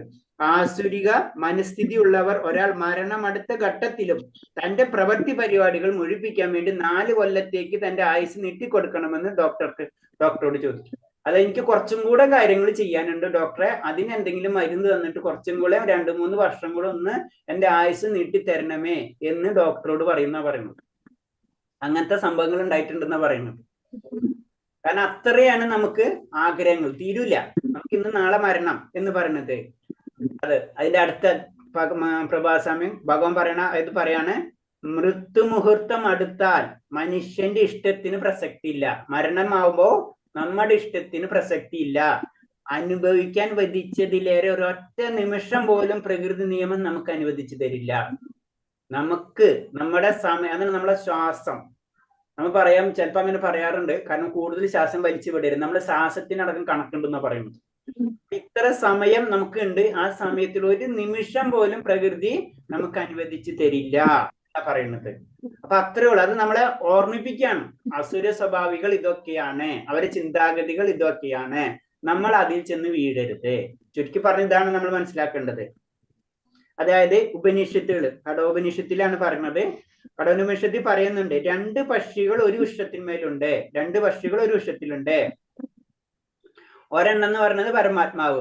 അതായത് നമ്മുടെ ആത്മാവിനെ പറ്റി പറയാണ്. 2 ആത്മാക്കളുണ്ട്, ഒരെണ്ണം ജീവാത്മാവും ഒന്ന് പരമാത്മാവ്. ജീവാത്മാവ് എന്താണ്? പലതും അന്വേഷിച്ചുകൊണ്ടിരിക്കുകയാണ്, ആഗ്രഹങ്ങളാണ് അല്ലെ, ശരീരമായിട്ട് ബന്ധപ്പെട്ടിട്ടുള്ളൂ. പരമാത്മാവ് ഇത് മുഴുവനും വീക്ഷിച്ചുകൊണ്ടിരിക്കുകയാണ് എന്ന് പറയാണ്. അപ്പൊ നമ്മള് എപ്പോഴെങ്കിലും പരമാത്മാവിലേക്ക് തിരിഞ്ഞു കഴിഞ്ഞാൽ എന്താണ് നമുക്ക് മനസ്സിലാവും. അതേവരെ നമ്മൾ ഈ ഭൗതിക പ്രകൃതി കടന്ന് ഇങ്ങനെ കറങ്ങിക്കൊണ്ടിരിക്കുന്നുണ്ട്. നമ്മൾ ഒട്ടും തിരിഞ്ഞു നോക്കുന്നില്ല നമ്മുടെ ഉള്ളിൽ തന്നെയുള്ള പരമാത്മാവിനെ. അത് ചെയ്യരുത്. അങ്ങനെ നോക്കാത്തോടത്തോളം കാലം നമ്മൾ ആസുര സ്വഭാവികളായിരിക്കും എന്നാണ് പറഞ്ഞു വരുന്നത്.